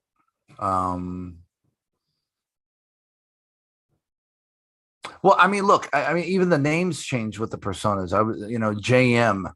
JM is really connected to a lot of people in the magic world. They just call me JM now. I don't want that JM anymore though, because that JM was. I want Justin, right? I want to bring in Justin a little bit more. But then again, at the same time, I changed my Instagram to at the Clean Hand. So, and that was a weird experiment, by the way, too. I wanted to see, like, I want to see. Oh, dude, I thought I was actually like, oh no, did they ban him? Or two, Right. I'm like, did I say something that offended him? He took me off of Instagram? Or a second, I was like, what? Because I remember calling G, I'm like, hey, is everything okay with Justin? I Funny. didn't see his Instagram, and I was just trying to reach out to him. He's like, oh no, he changed it to clean hand. I'm like, No, son no. of a bitch. Well, what's really interesting is how many people found me that I had recently not gone along with or whatever. That was really interesting. And then when they found out who I was, they were like, "Fuck you!" Then again, like it was, but they were, yeah, it was weird. It was Like, really yeah, weird. really good. And Like then, they were like thumbs up in my videos, or not my videos, but my like posts and stuff. And I wasn't showing my face at the time. It was just certain things. And and then they found out who I was, and they got mad and like, what? That's weird. You were like, you just liked me a few seconds ago. What? isn't it funny how that works though? Like, Yeah. like I like the Uh-huh. idea, man. Yeah, right. Yeah, oh, it's Yeah, it's you. like Ah, I fuck love it. this idea. Listen, man. I think Oh wait, you said that? I don't think you're supposed to be liked by everybody if you're doing something right. I I don't think agree with you. I don't think that's reality at all. I don't I don't I don't think that you're supposed to wake up and everybody just has a boner for you. Like that's just, Yeah, yeah, there needs to be tension in your life a little bit. There needs to be things, and you need to be able to control it and learn the narrative and figure out what, what to do. But especially in this kind of business, man, in entertainment and performing and yeah, show business, because you have people who just hate you because they hate you. Like there's yeah. no reason. Or they just heard a story that but where'd they hear the story from, right? How do you know that story was right? And the internet, man, like it's just troll city, dude. So yeah, and that's been one of the main things is the way I've looked. They've really reviewed about me. John Lovick, in his review of Captured that I put out with Cosmo Magic, he goes, Justin Miller's a really good magician. That's how he started. And he goes, Captured's a really good trick. And then he just started to nail me, just put me into like this horrible, but the way he dresses and the way he looks and the way he talks and the way, they're just reviewing the person, and they're supposed to review the magic, right? Like it was really weird how they turned into this fucking like gossipy fucking TMZ or something. I was like, what the fuck, dude? So we had a big falling out, and then I just used his quote for Capture. that's one of the things I love Thanks, about you. John. Appreciate it. You have these little things you'll sprinkle in, and they're not for anybody else. No, They're exactly. No, not, and they're for you'll me. They're for quote him me. for me every once in a while, They're but they're just just for for me. you. Yeah. They're just for me. Well, I remember seeing him at the castle too when I was performing, and I remember him looking at me like, "How the fuck did he get here?" Like it was the greatest thing. Yeah, it was funny, funny stuff. So Well, I don't know, man. I look. Like, let's go with this look here. Like I was bald. I was just coming off the mentalism kind of feel and stage of life I was in. And I thought to myself, I wonder if I can grow my hair. And I was completely bald. And I really wanted to know if I could grow my hair. And that was that. And I said to myself, now, in order to do this, you got to be committed to this, because there's going to be days where the hair is not going to look good because it's just coming in. You're going to have to wear beanies. You're going to have to wear a hat. And I'm like, and I had to commit. And I was like, let's fucking do it. Let's see the end of the road here. And holy shit, I can grow my hair. you're touching on Cassidy right now. Well, sure. Well, never. What a giant he was. But at the same time, my magic's changed though too. It's really interesting. Like the way the things that I've been working on are really kind of esoteric more, and they're more with shadows, and there's more of a little flowing moment happening. And so, does the hair combine with the personality and to bring this new light of knowledge to me that I've never worked on before? I don't know how that works. I don't know where the Achilles heels is between those two forces. I have no idea. So you find out how to do it, right? you don't look like I was about to pull birds out or something right there. For a second there, I was kind of wondering, or you might have double pyros or something. Yeah, Fire shoots out. Yeah. Yeah. So that's the best way I can answer it. Each personality's had its own reason and purpose to come into the world, apparently, and each one's been connected to some kind of a project or an effect of mine, or the way my mind thinks, or the tricks that I brought out. Um, however it works, it works. I just have to keep going with it. I think it seems to be working for me. Yeah. Well, I think it's like we were talking about earlier, like the idea of like different suggestions. Again, it's like a little thing before the call we had, guys. We should just roll all the way through. We had a good discussion at the beginning. Like it was, we had some good stuff. Yeah, yeah, Keep calling back to it. yeah. Well, this is really interesting. Can we answer a couple of these real quick? Do you mind? Yeah, dude, let's totally do it. And I've got one Um, from the there's Instagram yeah, guys yeah, too. for sure. Laugh out loud. I don't like your braces. There, I said it. Ha ha. These are my braces. Everything means something, though. Everything means something to me. Mhm. Every single thing I wear, every single thing I wear, every single thing that I put on my body or that I put near me means something to me. It has a meaning. So I Yeah. know you don't like them, but they're my experiences, not yours. Question for Justin. Hey, Justin. Question for Justin. Many people would blindly follow whatever you say. Understandable. You're an overpowered machine. Fair enough. Instead of thinking for themselves, would you want to change that if you could?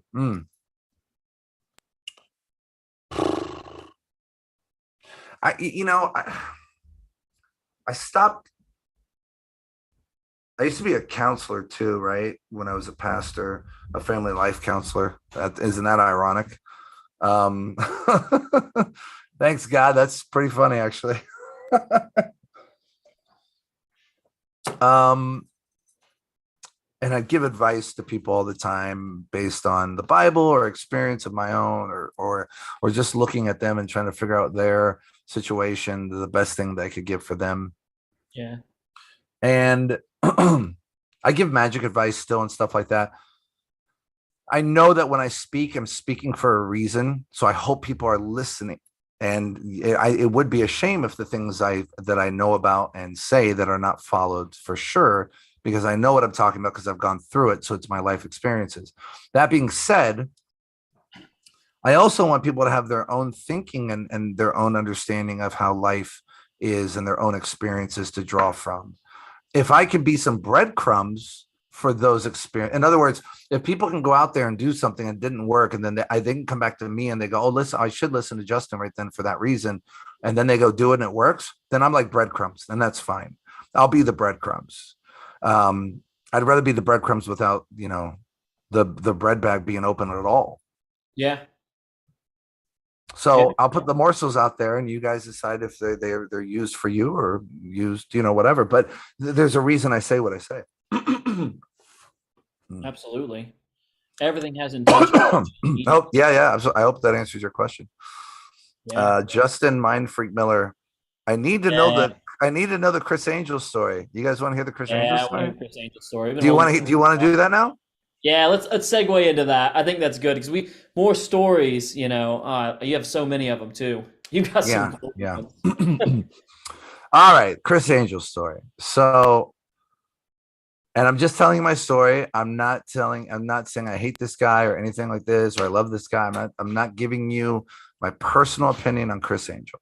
I'm telling you the story that happened to me. It's such a good story. So I was Jesse Feinberg was working with Chris Angel at the time. He just started, and Angel was just presenting the new format for the show, which was the TV show, which was let's go behind the scenes and let's see how we come up with these things, and Michael Amar is part of it, and Johnny Thompson was part of it, and all these guys, and they would show these. Basically, Jesse said what they're going to do is they're going to show how we create these magic tricks, not the actual methods, but what it takes to create the effects. And I said to him on the phone, I said, I think that's a horrible idea. This is way before Instagram was, way before likes and view and subscribes was happening. That this didn't exist yet.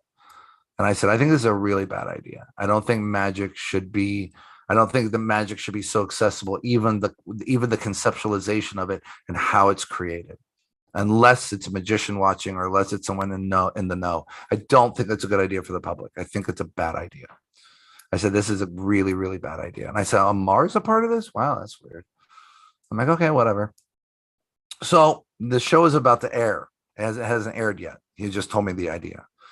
And I said on Facebook, I said, being me, I get to know things that other people don't get to know before they get to know them. And I had a privilege of knowing something about the special. Didn't say what it was. I didn't say anything about the phone call. All I said was, I personally don't agree with what I've heard. You guys be the judge. That's it. That's all I said. Yeah. I didn't expose that they were exposing. You see what I mean? Like I didn't do any of that. You didn't poke the bear. You didn't do anything. Apparently I poked the bear, because within 11 seconds of that post being up, dude, it had to be less than a minute. I'm telling you right now. And I see it's Jesse. I'm like, oh, fuck. Here we go. I got to stand strong. I got to stand by my convictions. I got to do it. I got to do it. Hey, man, what's up? And I knew he was going to. And he goes, dude, what the fuck, man? I told you that in secret. I said, I didn't say anything. I just said I heard what they're going to do, and I don't agree with it. You guys decide. I left it to them. I didn't say what you're going to do. I didn't say that you're going to expose the conceptualization of how magic tricks are created in the back rooms and all that stuff. I didn't say anything like that. He goes, yeah, but come on, come on, man, take the post down. I'm not taking the post down, Jesse. I didn't reveal anything about our conversation, man. I just revealed that I get to know things more than sooner than other people a lot of times, and I got to know something. I don't agree with it. That's it. I even gave a link and what time it was going to start. I advertised the show. Yeah, I mean, what the fuck? You gave a promo. You gave it the best kind of promo. Absolutely. What I agree with you. I didn't do anything wrong. I spoke what I believed, and I learned a long time ago that you have to say what you have to say. If you have something to say, you have to say it, because if you don't say it, it's a form of a lie. It's a form of a fucking lie. And you can't do that. You can't do that. You got to be as honest as possible. You got to be as truthful as possible. You got to figure it out, right? And that's a challenge for a lot of people. There's no question. Tell the truth, man. It's hard to tell, and it's hard to tell a truth that people will get behind and believe as well, isn't it? Because there's another thing, right? Like what? Like how do you judge for other people when they're listening to you what's true or not? Like, how did all those things combine together? Like, and it's people's belief systems, it's people's dealings with you. It might be people's opinion about you already. Like, absolutely. It's, you don't know, man. You don't know how it's going to hit, but I know it's true, and I have to say it for me at that level, right? So I did that, and then he's on the phone, and he's arguing with me, and I'm arguing with him, and all of a sudden I hear him go, okay. Now, here's the only thing it reminded me of like, you ever see like a Lifetime movie where they just hate men, that men are always hurting women, all that stuff, those Lifetime movies, right? Okay, every Lifetime fucking movie, basically. So it's the most man-hating fucking TV station ever. So I imagine a scene where the woman is like on the phone to her mom and dad and going, no, he treats me right. No, we're good. Everything's fine. And he's like, give me the fucking phone. Give me the fucking phone. And she's like, oh, hold on one second. And then that's how it felt. And then I hear this voice, hey, what's up? It's Chris Angel. I go, hi, Chris. What's up, man? What the fuck, man? What the fuck you writing about me? I said, Chris, I didn't write anything about you per se. I said something about the show that I don't agree with. Well, why you got to tell people that? I go, well, because I believe that. Like, what are you talking about, man? Like, and then for the next 10 to 15 minutes, he just fucking called me every name in the book. Just down me put me down as a magician, did all this stuff, like just fucking, you don't know what the fuck you're talking about, this magic, blah, blah, blah. I'm like, okay. And then he finally calmed down. I go, are you done? He goes, yeah, I'm done. I'll let you talk. I said, you're Chris Angel. I'm Justin Miller. Why are you calling me? Why do you care what I think? I'm sitting in a place in Ohio right now. You're in your mansion in Las Vegas. Like what is happening, Chris? What's going on? One person, me? There's got to be more people that probably have said worse things about you, but me, this is interesting. And I'm like, well, Chris, listen, you're wrong on almost everything you've said. I know what I'm talking about. I've been performing magic my entire fucking life. You can see all my, I know who you are. I've seen the Illusionist DVD, so I'm like, okay, so you know who I am. So I think that was really uncalled for that you did that. Like, that's not fair. Because I'm just angry. I'm angry. And I said, well, and then he brought up something. He said, because Andrew Gerard used to work for him, and Andrew saw me do a lecture in Canada, and I did my shadow pack, because this is the same time that I think we put the Loops DVDs out with Illusionist, right? The Gorilla Loops. So I had those for sale at my lecture, and I did shadow pack. And Andrew comes up to me and he goes, dude, if we would have saw yours before we did ours, we would use yours in a heartbeat. Well, Chris mentioned that. And I said to him, and he goes, well, what's the trick? Like the shadow pack that you did for Andrew? Like, what if we want to use one of your tricks one day? Why would you burn the bridge? And I'm like, why do you think you can have my tricks? Yeah. Like, what? It's like, what, Chris, what's going on right now? What is this about, dude? I know this got under your skin, but like, this is crazy, dude.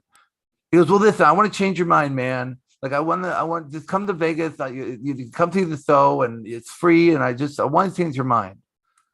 I said, I appreciate that, Chris. Thanks a lot, man. I said, can you put Jesse back on? He goes, yeah, here's Jesse. I'm like, Jesse, very uncool, man. And I hung up. And I hadn't spoken to Jesse since then. Yeah. I'm like, come on, man, stand up. He grabbed the phone from you. First of all, I don't care who you are. You're not grabbing a phone away from me and getting away with it. Oh yeah. The most disrespectful fucking thing you could ever do, to grab something from somebody and say, I have this now. No, that's not. We're not doing that. We're not doing that. And it was a very interesting. It was like an hour phone call. I bet the tension was palpable on it too. Because I just let him talk. Well, it was really, I was really nervous while he was talking. My heartbeat is just like, I have Chris Angel just giving me the riots act over here, like, for fucking nothing. And I was like, what the fuck? How insecure are you? Holy shit. Yeah. You're a multi-millionaire and you're calling me? Like, you took, what the fuck's going on, Chris? It's almost flattering, isn't it? He's like saying, oh, it's a badge of honor. No. Oh, yeah, for sure. It's a badge. I've looked at it that way now. It's definitely a badge of honor. Yeah. Have you talked to Chris or anything since this happened or anything? No. I wish him the best. I have no, But what happened to his show? Did it stay on the air? Nope. Yeah. I was right about everything I said. Yeah. I remember that. A lot of fallout from that show too. What's that? A lot of fallout from that show too. It seems like among everyone who's involved and together. You made a dead person come back alive. Do you think of a Christian nation, or the majority of Christians and any religious person in general are going to have a fucking problem with that? Yeah. That was the last thing he did, and gone. Bye. And then he focused on his child, which my deepest concerns and wishes for him, and prayers, of course. I have my own son who's disabled and the horrible stuff. And so what he went through with his son, like, for sure, man, like, Chris is a great business guy. He's a great business guy. There's no question. It was just so weird to get this phone call. So weird. So bizarre. Yeah. Well, I did feel good at the end. I was like, I got a story to tell someday. And here we are. Yeah. And I've waited, by the way, about, well, when was that? When was his last show on A&E? Oh God, I can't remember. So I've waited like probably 10 years now, right? Yeah. At least, yeah. I think that's so. fair. That's a fair story to tell 10 years later. Decade's good. Yeah. I think it's great. I love it. Well, it's my story too, right? So I got to tell it sometime. Oh yeah. Well, I've been waiting for this one too, because you told me about it. I'm like, but I think we both were just like, yeah, no, not till the interview. Not till the interview. Yeah. I wanted to save that. Let's see. Yeah, there's a good question over here in the chat I saw. Yeah. Where does it go? Michael Lawrence. Yeah, Michael's come in a few times. He seems like I a like Michael. I like Michael. I like Michael. yeah. Yeah. It's the one when I'm performing my character. I bet if it was Penn and Teller or David Copperfield would have been a different and probably never would have been a call. Yeah. I've had a I'm not going to tell those stories, Copperfield and Kinner stories, but um, yeah, it's I have stories about all that stuff, but that's a whole different experience for sure. Yeah, his stage show's great. No, no, no, his best-selling magic act right now. I think it's him and fucking Carrot Top are killing it. No question. Oh, they do a combined show. What's that? They play in each other's show. I didn't know that. Like I knew they were buddies. Yeah, Oh, they that's share the pretty stage. cool. They share the Huh. stage together. Yeah, yeah, yeah. They kill it. They kill it. No question. But I was just using that hungry and hungover as in just a reference of when the show was going on. Yeah. Yeah, yeah. Yeah. This one, I wish I could share. I just thought about this. Yeah, Michael Lawrence had when I'm performing my characters, just me turned to 11. Sometimes I take it a little far, as in wisecracking around my mouth. Have you ever had this problem, and do you have any advice on it? Oh, for sure. Yeah. No, listen. Before. Um, Especially when you do these characters or when you turn into another person when you're performing, it's like, sometimes alcohol would have been involved, or you know what I mean, like substances like that.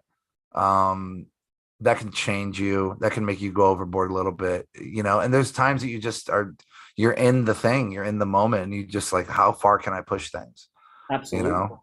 And I think every performer needs to do that for sure. And then you get to go, okay, that's how far I can push it. Gotcha. Gotcha. Gotcha. Yeah. I think it's a personal experience, and each person's going to have to figure that out for themselves. Yeah, it's a lot of state management, is it? Which is something that I feel like now that's one of like just my side on 30. I feel like that's one of my big struggles has been. 'Cause I think I had the same problem. Like my person is me turned to 11, but the problem is, and Justin kind of see, that's not a ghost. Sorry, that's my cat pushing his way out. By the way, everybody. He'll be a ghost one day. Yeah, he will be, but he'll be a cool ghost. I think I'm gonna He's, stop and use him as a paperweight for yeah. large books. He's 20 pounds. Adam Wilbur's here. Hi, Adam. Adam's here. Hey yo. One of the most creative, most just fucking brilliant fucking magicians, man. Holy shit. We were just talking about the lectures we did during the psychological lockdown, the 33 lectures. We filmed every single one of those too. Yeah. Brad Christian, I haven't spoke to Chris since he wanted us to carry his product so he could put mom and pop shops out of business. Yep, yep, Yeah. yep, yep, yep, yep, yep, yep. Yeah, remember when he started his own line? Like it was a Chris, like Luke Dancy, and Yeah. He had a couple, like Sinful was cool. Like brought Wayne Halchin onto the scene, which you know is a cool. Sinful. Was that Angel? That was his first one, wasn't it? Yeah, With that was Damage his Check. first Yeah, TV. yeah, that's He was right. That's well right. produced. He had he had that marketing budget behind it. That's right. That's right. That's right. Yeah. But that was shot with like an Arri Alexa, which in normal people terms is basically what 90% of Oscar-winning movies are shot on. I'm sure it's shot on something like that. Let me see. Pull up an Instagram screenshot here because I want to know about this one too because I didn't know about this JM Muscle Pass, and I'm fascinated with Muscle Pass. I'm trying to get Yeah. it back up because for those of you, see if we can get that to focus in. I damaged my palm a while back, so you can see that big guy right there. You A did? wine glass went through my palm and almost went through the other No side. means no, Jacob. I know. I was polished a wine glass and put him away as a server, and Oh yeah, it cramped all up my then or muscle something? mass. Dude, what is it? Did it cramp up or something? No, I just hit the thing. It broke, and my instinct was it fell, but the bone Oh, shattered as well. It was just oh. to grab it like this. It hit this side too, but it didn't go very deep. This side, I could just sit here and do this and see the little ligaments moving. It was cute. Wow. So That's cute. I just took some Neosporin, put a cotton swab on. But moral of the story, I couldn't do muscle pass after that. So I want to see this. I'm super excited. I'm gonna try Yeah, it. so this is something I came up about 4 5 years ago, whatever. I was fucking around with Williamson's idea of the pen and coin, and his, strike vanishes and all this other stuff and all these beautiful things. And then this moment here, and then out like this, and all this great stuff, right? And I thought to myself, I wanted to do this without sleeves. I wanted to figure out a way to do this for Instagram without sleeves, right? So I wanted to be able to go like this. After you've taken the coin out one time, you do it a second time and it's not coming out. And you put this down and you pause, and all of a sudden, this was my idea. I wanted it to looks like it shoots out from the pen cap into your hand just by doing this, by doing nothing. And I'm like, how can I do this? I'm like, a muzzle pass might work. And then I just started messing around with this idea, and that happened. Whoa. Do that Yeah, again. yeah, it's fun. It's fun. It's fun. So I put that together about 4 or 5 years ago, and then started really ironing out the different things that you can do with it. And so one of the really cool things you can do with it is, I don't have my coin box here. I'll use this. So imagine there's a coin in here already. Yeah. Right? And so you can just stand here, and then it looks like it shoots out from the bottom of the cup. Exactly. I love it. So you can do some really cool fucking things with this, right? Yeah. So I just started playing around with it and just messing around with it. And that's and so yeah, like you can do, if you're holding on to a purse here, and you can show both sides or whatever, and then the coin jumps out of the purse. Like I just started picking up objects and trying to figure out what I could do to make this happen, Yeah. Really cool shit, right? All that is it's a muscle pass here, and then you're just holding the object, and it looks like it comes right out. And here's why it looks like it comes out and it's not flopping around, because when you muscle pass it, what's happening, it's creating an arc. So it's coming this way, it's coming out this way. It's not coming out like this. So it looks like it expands coming out of like a smaller object, like the pen. Exactly. Yeah, exactly. So you go like this and nothing's happening. Like, I don't know what's going on. Oh, there it is. And then it just comes right out of the fucking pen. I'm stealing that. I've already published it. Enjoy. Oh, it's so good. So you can do it on like all these different types of objects and things. It's really fun. Yeah. So here's something you could do like with factory sealed factory sealed. So imagine the coins inside here, right? They see the coin. They see that coin inside the bottle. And then as you turn, that coin's going to fall this way. And then you could muscle pass it out of the bottle. Ooh. And now you're just holding on to an empty bottle. Yeah. Fun stuff. Fun stuff. What was the question about it, though? Oh yeah. I was always like, wait, right, exactly. Yeah. My God. Yeah, man, I gotta get my muscle pass up to par again. I've let it go too long. My heel. Yeah. Yeah, I actually exactly answered it for the JM muscle pass, and touches on the moves that make it different. I mean, you're basically doing a muscle pass.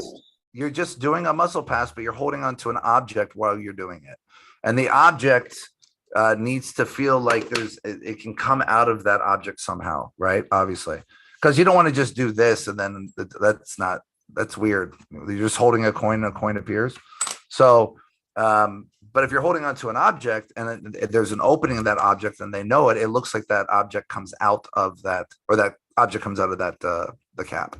Yeah, it's so different to the thinking that most people have on it, where like they have the cap in their left hand and they like do a bit where they tap the end of it and then the muscle pass it up to hit the thing, and it has right. This really looks like it, and I love the idea of the delay where you're like, oh, it's stuck, and then suddenly, boop, oh, there it is. Yeah, I do that with a couple different routines of so I've made some coins vanish or whatever, and you say, no, there's a second flap right there. If you look, you can actually just get the coin out. So it's just muscle passing it into the object as we turn the object. So over here, boop, and then turn. And yeah, so it's fun, a lot of fun stuff. I want the Justin Miller muscle pass DVD like yesterday. I call it the tumbleweed muscle pass. Tumbleweed. Oh, it's so good. That's kind of a testament to how you think, man, how your creativity works too. I feel like, because you just found this little thing and you completely, because most people are used to shooting a muscle pass coin up, or Yeah, like the Shudogawa thing sure, on the corn sure. vanish, or sorry, corn production kind of style thing. But just to think to do it this way, holding an object is an appearance, Yeah, because it's extra deceptive if you have the magic wand subtlety. So that's genius. right. That's right. Oh, thanks, man. So yeah, like with the strike vanish. So I've always loved the strike vanish. It's been I got fooled with it when I was 14 years old by Williamson at the Magic Convention. It destroyed me, obviously. And once I learned it, I wanted to learn more things I could do with it. So I was trying to figure things out, and I was the first one to figure out. That's hard to do when you're sitting down. I'll move this away. I was the first one to figure out years and years and years ago, way before any time I became who I was going to become. But by holding it here and then doing the hit, you can now vanish it while it's in your hand, and it goes over into the other hand without sound, right? So it's traveling that way, right? It's hard to do here, but so it's traveling this way. Oh But my since you got goodness. a heel clip there, yeah, 'cause I'm Like like, that, yeah. So you have it in a heel clip, but over here it's perfect. You can't see anything and it vanishes. So ooh. then I started thinking, well, wait a second. I wonder if I can make an object change. So the whole idea is making it vanish. But what if you can make an object change? Let's see if I can do this. I should be standing for this. Damn it. Hold on. Let's see if I can do it. What if you can make an object change? This is live. I'm going to do it. We'll do it live. Fuck it. Shit. Fuck. We'll get it down. We'll get it down. I haven't done this forever. Oh, I'm using the big ring. I think that's the problem. What's that not be the problem? I just suck. We know better than that. So there's the ring, or there's the coin changes to the ring. So you get this really neat moment now. So you can do a ring routine and then basically have that change into the ring at the end. Oh, Yeah, isn't that fun? oh, dude, I'm obsessed with like I've started. Man, that's so cool. I've been Yeah. obsessed with rings lately. So I this is usually do it standing. So yeah, and what's really cool, you can come out like this and you can hit it.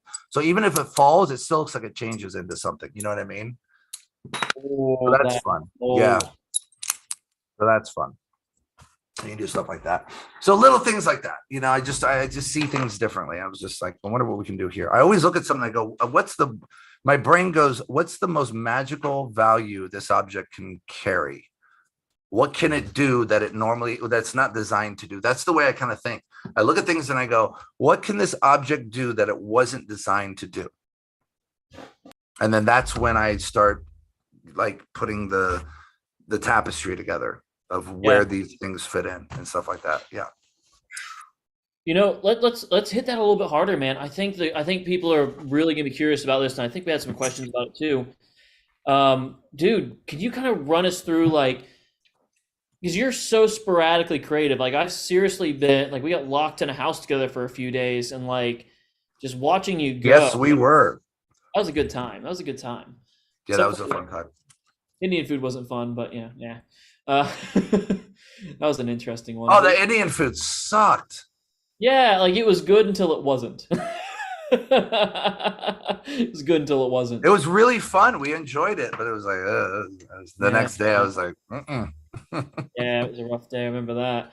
But Yeah. yeah, can you take us through kind of like, if and you could pick and choose if you want to do like to kind of convey us through like a routine story or a creation of an idea. Can you run us through like what an A to Z kind of looks like in a way of an idea coming to fruition? And I think kind of answers another question on here where they were asking about when does something kind of, do you believe, becomes a work, or how long do you think you work this thing until it's ready to kind of share for the right people, right? Yeah.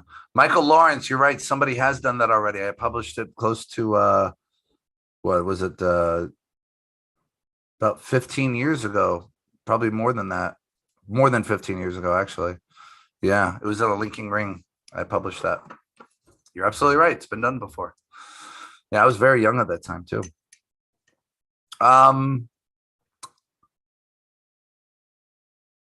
Yeah, man. I don't I love it. I can tell when the gears turn for you, and I know I'm asking good questions. Okay, I'll give you. Each one has it's bred from different um placentas. Like it, they all have their own incubation period. They all have their own Yeah, design period. They all have their own different personalities that comes from it. I can give you one that brought me back into the magic world with vengeance. I'd It love was my that. first Paul. It's my first Paul Harris effect, and it was Freedom Pack. And my divorce was really heavy, and it was really hard time for me. And the only thing I was doing at that time, I didn't have this, I didn't have computers, I didn't have anything, I had nothing. And I bought myself, with the little money I had, I bought myself a little DVD player, and then with a screen. And then I went to the flea market, and I set up a little. I just paid. I think I paid like what, $10 a day for Fridays and Saturdays. And then I had a couple DVDs from another project I had done with a company, a magic shop called Seven Deadly Sleights, and that was another DVD I did around that same time when I was younger. And I think I had like 30 of them, basically, and I was selling them for $25, $30 or whatever. And there was like 10 different effects and the Seven Deadly Sleights, and these are the sleights you should know for card magic. And I'd have the demo playing on the DVD player, and they would watch it and they go, and and to my chagrin, yeah, I was selling to the public. I really was, but I didn't know what else to do. I was very, very depressed, and I was like, okay, I got to do something. And I got these DVDs, and I'm not connected to the magic world anymore. And and then from that, like, I used that money to buy more decks of cards and some other things. And I was working on something with this. I was cutting a box, right, Jacob? I was just cutting the box somewhere, and I was trying to figure this thing out. I wasn't working on a deck to box, by the way. I wasn't working on that at all, at all. I was just working on something, another idea I had with a cut, right? And I couldn't figure it out. I'm getting really fucking pissed. And I remember laying it down like this and just fucking went to bed. And where I laid it, there was a mirror in front of it. And when I came back the next day, I was looking for the box for the deck of cards that I was looking at on the table. I was like, where's the box at? Like, I had the box here. Where's the box? Because in the mirror, it just looked like a deck of cards, a free deck of cards from the angle it was cut. And I was like, wait a second, wait a minute. And I was going like this. I'm like, you've got to be kidding me. That looks like I'm like, I wonder how I can make it look like the box appears. And then I started doing this stuff, and I was doing all this stuff. And then I just finally figured out this moment. And I was like, holy shit. Just clicked. Oh, dude, it was like fucking amazing. And then I was like, I opened up the box, and I just had to hide this part. I'm like, whoa. And the only connection I had to the magic world was Paul Harris at that time. The only reason I did is because before I left the house that I was in, I was doing a project with Paul. He had hired me and B. Smith, our company, WTF, to do the MASH pack with Garrett Thomas. Okay. And that fell through, but we had shot that and everything. And I had his phone number. And I called Paul, and I said, Paul, I have this thing I think might be up your alley, man. What do you think? And I sent it to him. He had a contract in my email within 20 minutes. Wow. He said, oh, we're doing this, dude. This is da da da da da.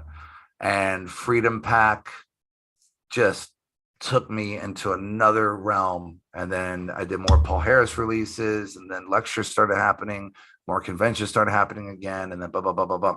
So I will say this: every effect I've ever put out has led to another journey. Yeah.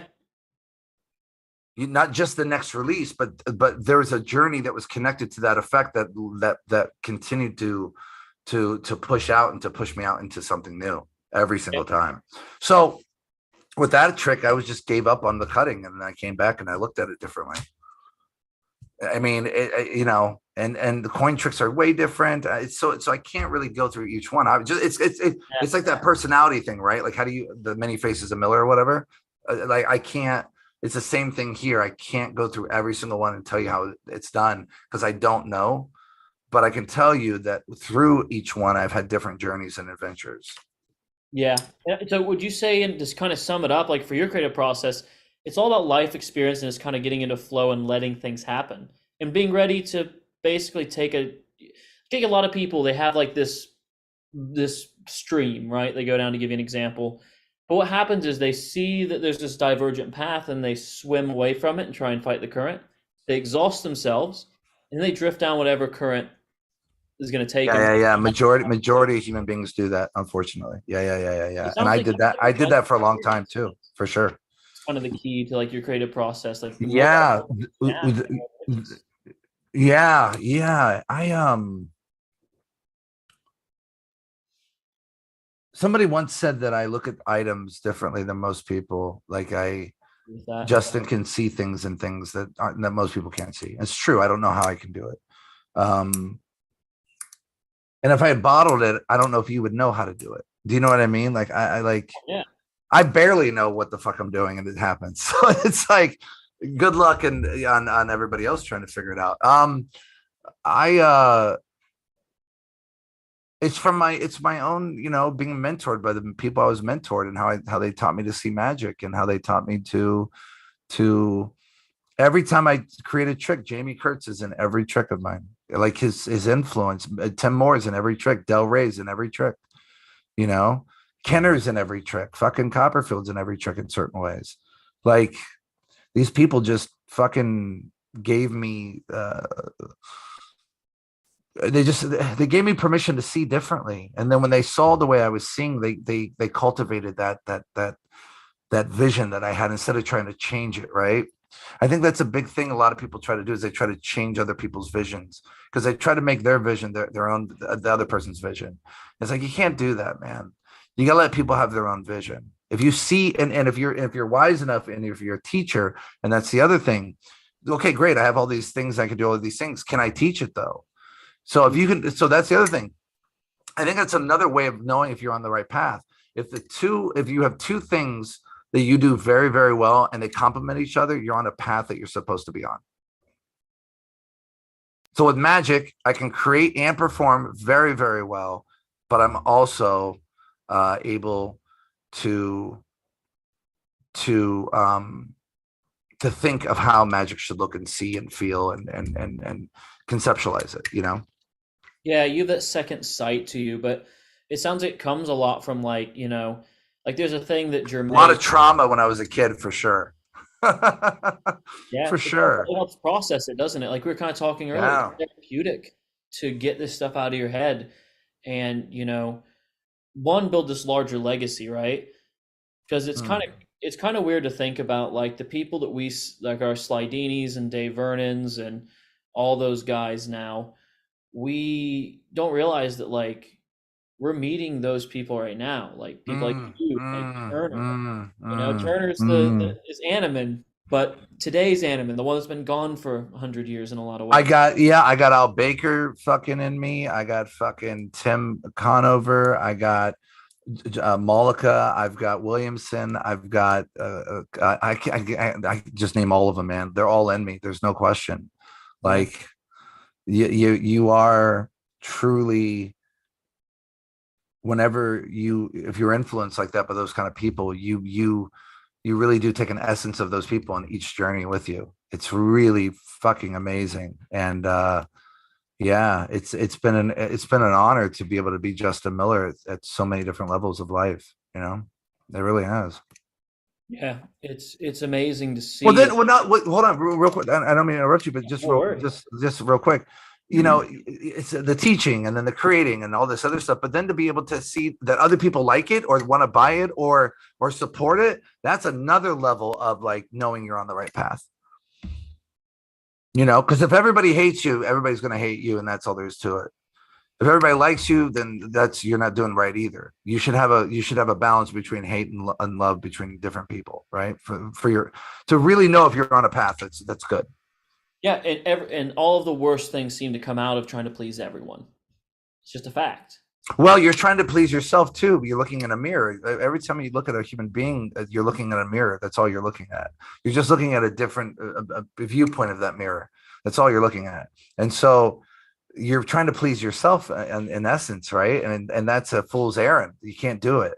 You can't do it. It's truly, truly one of the most difficult things to do. And most people lose their mind on the way there. Yeah, I agree with you. I agree with you. Mhm. Nevertheless, other people that you don't have control over. At least you have control for the most part over yourself.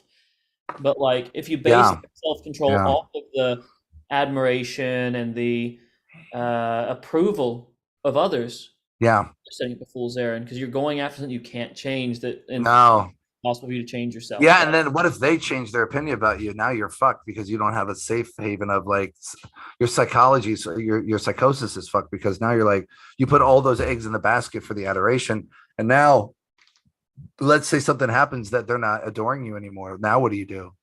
Like where do you get it from now? That's where most people implode, right? So I've always looked at that. It's like I get to be Justin Miller in this world. That's pretty cool at this level for what I've gotten to do and what I've gotten to experience and what I've gotten to, how I've gotten to influence magicians and what my magic and my ideas have done for people. And that's really fucking cool. That's pretty amazing. Why would I not think that there would be suffering with that kind of life? exactly. Why? It's because, and that's another thing I think about. It's like the amount of suffering I've gone through is insurmountable in so many ways, but the amount of what I've done and I hate the word influence, but of how I've been perceived and what my magic has done and the stories and the sales and the images, if that doesn't equal out to that, then you know something's wrong. And because so I look at there's a great way to say this, it's suffering is everywhere, and this is just part of life, and it's really fucking horrible, and this whole thing is just crazy. But if you can find meaning within the context of that suffering, that's your adventure of your life. That's the very thing that brings meaning to your life. You find meaning through suffering, then you have a life worth live for, a life to live for. There's no question. And so I have to balance out the suffering I've gone through with what I've actually been able to accomplish. It is. And you have to have that. The thing is, too, people miss this. You have to have both polarities. You have to. You One or have the to. other. It's how you measure it. Like, Very uncomfortable, but you have to if you really truly want to make a difference in something. Yeah. yeah. So when you're kind of going through the life and stuff like this, right? You've also had a lot of things thrown your way. Mm. And I think this reflects a lot in your performing because when I see you go in there, and this is something I talk about a lot anymore, because my work on this right now is on the performing competency side, getting back in, but also sales. You have this level 10 certainty as Mm. you're going up to people that is just infectious, man. You're just like, you just walk up, yeah, you ready to do this? Yeah. And Mm. it's this thing, man, that like you can't teach. You can only grow it through having enough certain Mm. experiences and Mm. anchoring it to Mm. whatever the process is of you getting into that certain situation, approaching a group, doing Mm. kind of things. Would you kind of talk about like that kind of? I think you've got deeper insight into state management and things like that as well. Like, how do you just find that center so you can approach this group with level 10 certainty and then really hit them hard as well? Because when you have that level 10 certainty, they're going to feel it, right? Yeah. Well, this is coming from a kid who used to stutter and shake when performing magic. So I remember the very first time that I figured out that I shook. I didn't know I was shaking. I was in middle school, and we were in the middle of the hallway. I was performing Divernon Spellbound for some kids, and I don't know if this is when my hearing got really well, but I have very good hearing, like very very good hearing, and I think this is when I noticed my hearing was good too. It was really strange, but I just out of the corner of my ear, there was I'm telling you, it was like 15 kids, man. So I like, yeah, I've always been able to draw this crowd thing since I was young. I don't know what that is. It's really fucking weird, and it's been encapsulated through my downloads and through my DVDs and through my projects with Illusionist and all the other companies. Yeah, There's no you question. always have a big crowd. Yeah, yeah, and I've had that since I was a kid. Um, One, I've never been afraid of human beings. I don't think that's talked about ever. I just wasn't afraid of humans. I was, for some reason, there was something inside me that said that whatever this message was I had for people, it was going to get out somehow or another. And so I wasn't afraid of humans. I wasn't afraid to put on shows. I wasn't afraid to put on little suits and have my little briefcase with my cups and balls, and then my little fucking Chinese sticks in there, and fucking, like I wasn't afraid to pull it out anytime and show people something. I wasn't afraid at one point, at any point in my magic life, not one time. So you never. But I was a traumatic kid because I a lot of trauma in my life, and a lot of suffering when I was a child. Very, very bad. The worst you could possibly think of. And I didn't know that was affecting me when I was performing. I had no idea. I had no clue. I didn't know what that meant. I was a kid. And I remember turning it into a Chinese coin, I think it was, or a copper. I was on the copper coin at the time.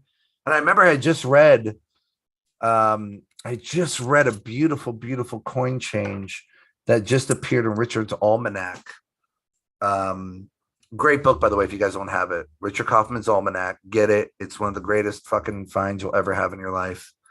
And it was based on the Spellbound change, but it had a little flair to it. So basically, you show a Chinese coin, then you show a copper coin, and turn that around. Sorry, I fucked that up. Sorry, did I fuck that up? Am I just stupid? I'm probably just stupid. No, it looked really good. So here we go to here, then we go to here, and you get this really 3-coin change thing. It's like fucking right.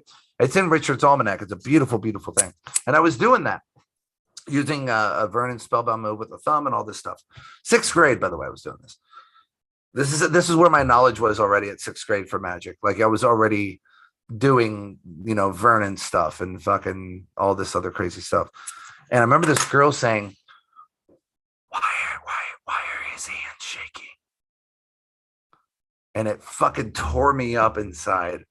I was like, oh shit, they're aware. They can see me. Well, it was the first time I realized an audience can see me. Like, and I know that sounds weird, but like when you're doing magic, you forget there's an audience sometimes that you're performing for. Because you're doing magic, you're going through the motions, you're doing this, you're trying to get these things right, these steps to get to this point, and you forget about the audience sometimes. It happens a lot. Well, that was the very first time I realized that an audience could actually see me, and they know they really see me, and it changed almost immediately. My shaking stopped within probably like 3 weeks. Wow, just that one seed of an idea, that one seed of a realization. It fucked with me really bad. Because I don't want that. How do I get rid of that? And so I realized you just have to keep performing, keep sharing, keep showing magic anytime, anywhere, any place. Mother, kids, parents, grandparents, I don't give a fuck. Whoever wants to see it, do magic. That's how you get better. That's how you get to know audiences. That's how you get to know human beings. But but also here's another, this whole idea of, how do you get people to do these things? I'm very much a loner, again, from the trauma I had in my life. And so I would go to malls. I don't know if malls exist anymore, but I go to malls and I would sit in the food court, and I would just watch people. I wanted to see what they did and how they acted when other people are around them. I wanted to see how they handled certain situations, where if they were with children and how their children made them act, like just little things. I wanted to watch people, and I got to just know humanity as much as I could. I've said this so many times. You want to be a good magician, you have to be a good human. And I don't mean morally. I mean, you have to figure out what it means to be human. Yeah, that's it. And then you can somehow be able to take that, and you have more of a weapon in front of you when you perform magic now, because you now can cater to different humans at different levels, and you can figure out emotions, and that also comes from behavioral psychology and stuff like that. So like there's a lot of mixture of that in there, So yeah. I just learned how to do it at a very early age, and then when I started doing it with Ellusionist and stuff, it just naturally came out. Yeah, and I mean, but that was all experience before that. You have to Kevin Hart said something to Joe Rogan one night on his podcast. He said, the reason that the majority of people are not succeeding and they're falling flat is because they're missing steps right now. They're missing all the steps they needed to take, and they're just fast tracking to now becoming famous because they have views and likes and shares on Instagram or something, or TikTok or whatever. So, and I didn't miss those steps. I went through those steps, and it's so important to become a well-rounded magician. So important. Yeah, it really is. It's the sauce that makes the moment special, right? That's exactly right. Your magic shouldn't be what's special. You making look at they read their minds, look at they read your mind or someone else's mind shouldn't be special. You shouldn't be special. It's the moment that's special because you've brought. You learn how to create the moment with each other, right? And it's the dance. It's trying to figure out the dance. And one coin trick's not going to help you figure out the dance, or one card trick. You have to, that's why I usually do like 3 or 4 things for people. Like when I do something, and I'll do a whole thing, like a 15-minute thing or 10-minute thing, because I want them to get that whole experience of what magic is. Yeah, you give them a lot of different flavors, and that's something I kind of want. Are you hungry? You've said sauce, flavor, and steaks and seasoning. Well, have you ever met me? I'm always hungry. Yeah, fair enough. Yeah. Remember how we talked like, hey, dude, shame on Justin. What am I talking about? Ready to go get dinner? Yeah. Either cooking. Michael Lawrence, I just want to say that magic saved my life, and you were part of that. So thank you, Justin. That. Michael, thank you, brother. Yours is not the first one I've heard that from, and magic saved my life too, man. Magic saved my life too. I deeply respect magic. I deeply care about the future of magic and how magic's taught and the magic that's presented. And I'm very deeply invested in it. And without magic, I probably wouldn't be alive today. So yeah, man, I really appreciate that I was part of that journey for you, man. Wow, that's big. Thanks, man. Thank you. Fuck.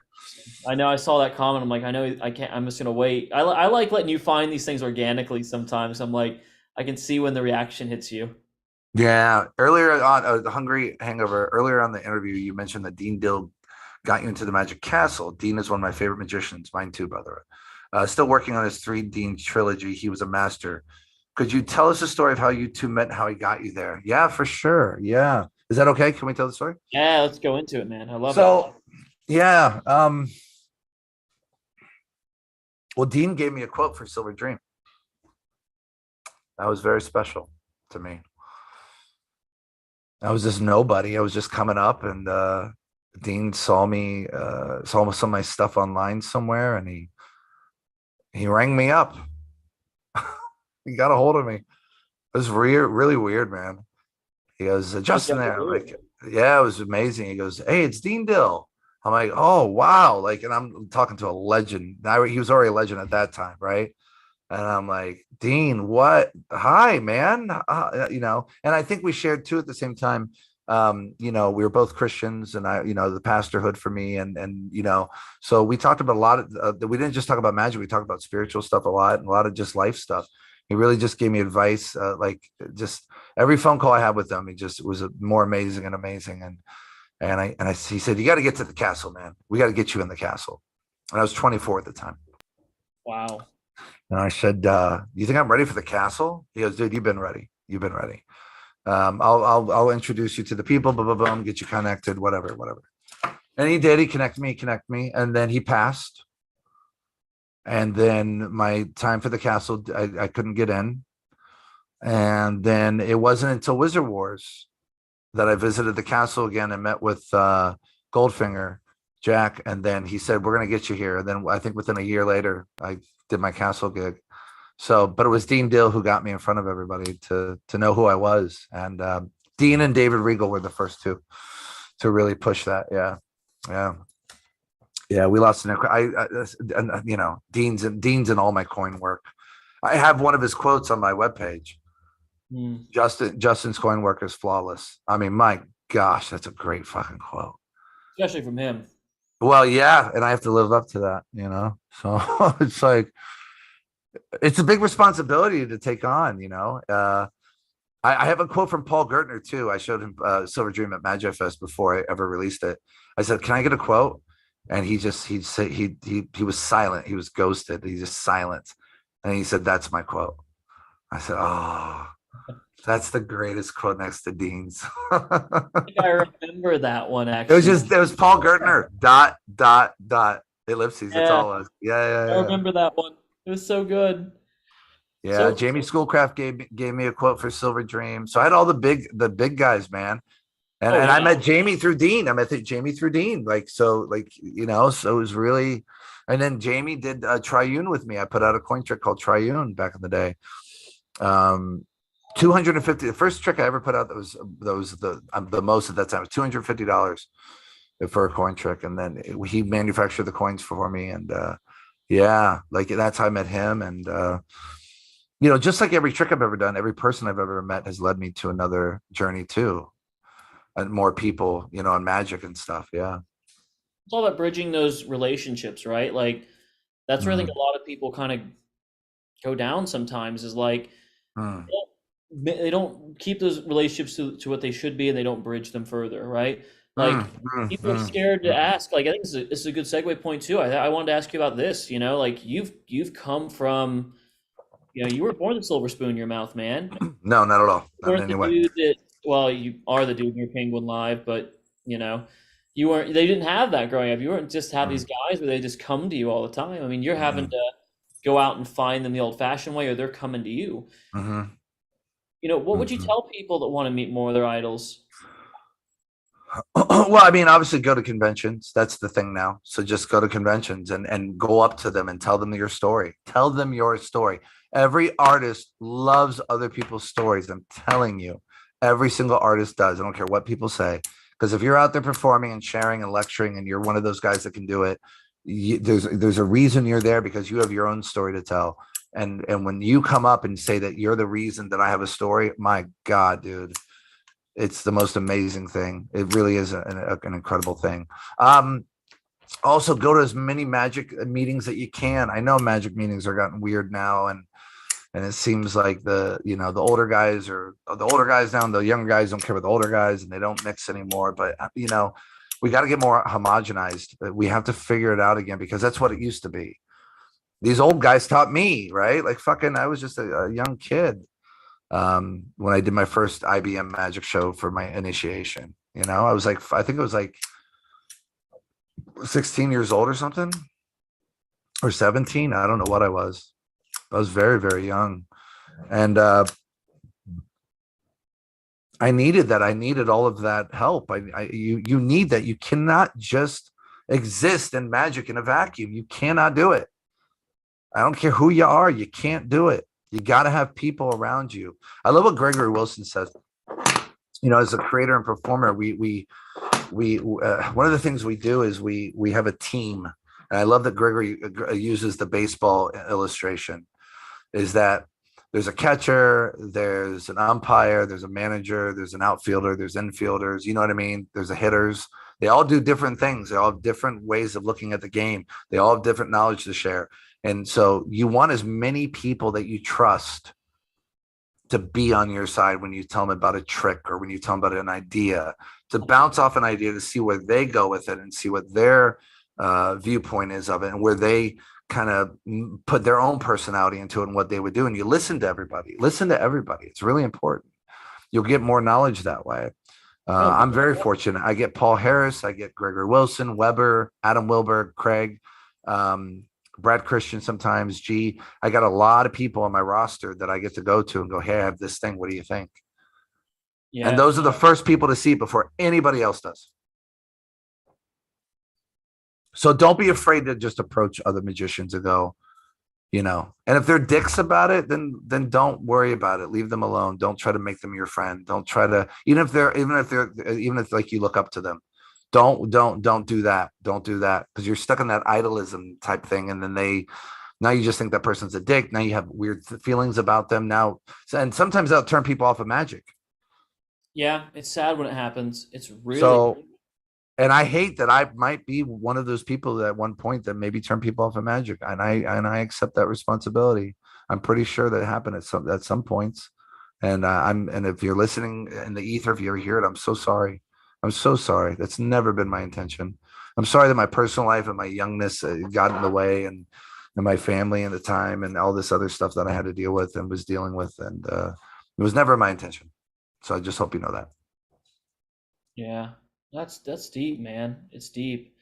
I think it's like I think it's also kind of like to kind of quote what G said in our interview too. Like he had this theory of like negativity and magic being like bycatch.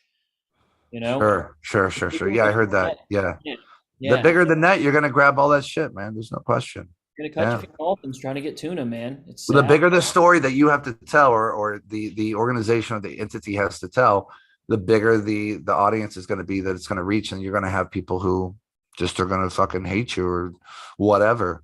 Death threats. I had people, dude. I've been through so much, even in like, I've had death threats, and I had one person say the reason that your son's like this is because you left God. And when I was in my desert period, I'm like, whoa, who says that to somebody, bro? Like, whoa, Yeah, that's that's shit, dude. not good.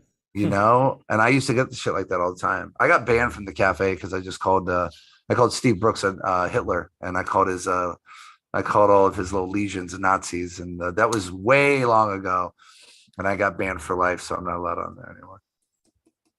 Yeah, It just got too much, man. It just got too much. I couldn't take it anymore. yeah. Like, It's like I like the they don't cafe. even know me. They don't even know me. Yeah, Like, it's like you don't know me as a person. Like, it's like, yeah, fuck, dude. Yeah, yeah, but whatever. People are gonna listen. You can only do the best you can do. Try to have the best people around you, and that's gonna be the best way. I hate that I used the word best 3 times there. Ugh, horrible, lazy fucking language. Ugh. I've only done that twice now in this interview. Um, you have to have the I almost did it again. You have to have the most prolific people around you. And be open to criticism, be open to ideas, be open to, don't just assume that if you hand somebody over something an effect that it's perfect and done, because I learned that a long time ago. And also, if you don't want criticism, you don't want to make your shit better, then don't share it with anybody. See how far that gets you too. that's really it, man. It's all about you have to have a conversation. Nothing happens in a vacuum. In a vacuum, that I think that I mean that's probably where so many great ideas have gone to die. It's like can you imagine that how many magic geniuses there might be, and just because they were scared, they were just stuck in this vacuum they created in their own volition. Mm. Ideas died, and they just might live in a little notebook that gets thrown away, or Yeah. crazy to think about. Yeah, for sure, man. I mean, it's a big responsibility to take on secrets of the world. It's really to take on show. It's really a big responsibility, and not many people can handle it. You got to have thick skin too, man. You You have to do, have thick skin.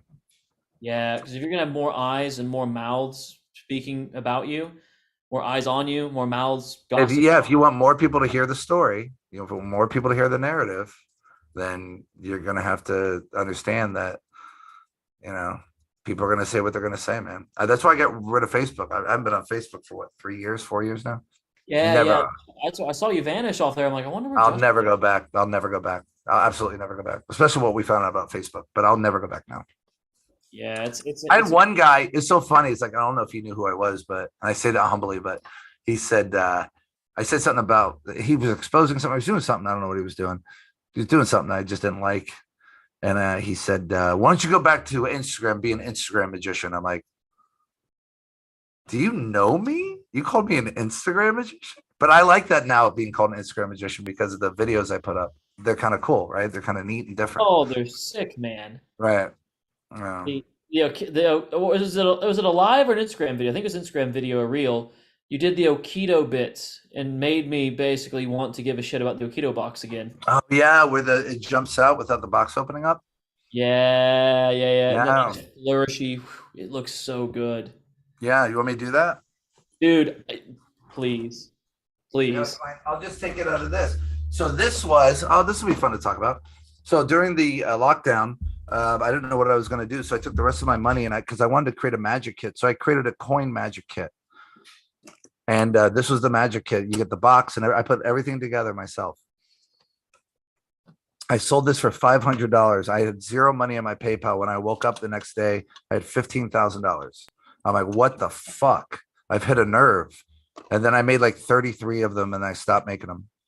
But this was really special during that time for me. There's so much. It's all coin magic. All coin magic. I was very, very proud of this.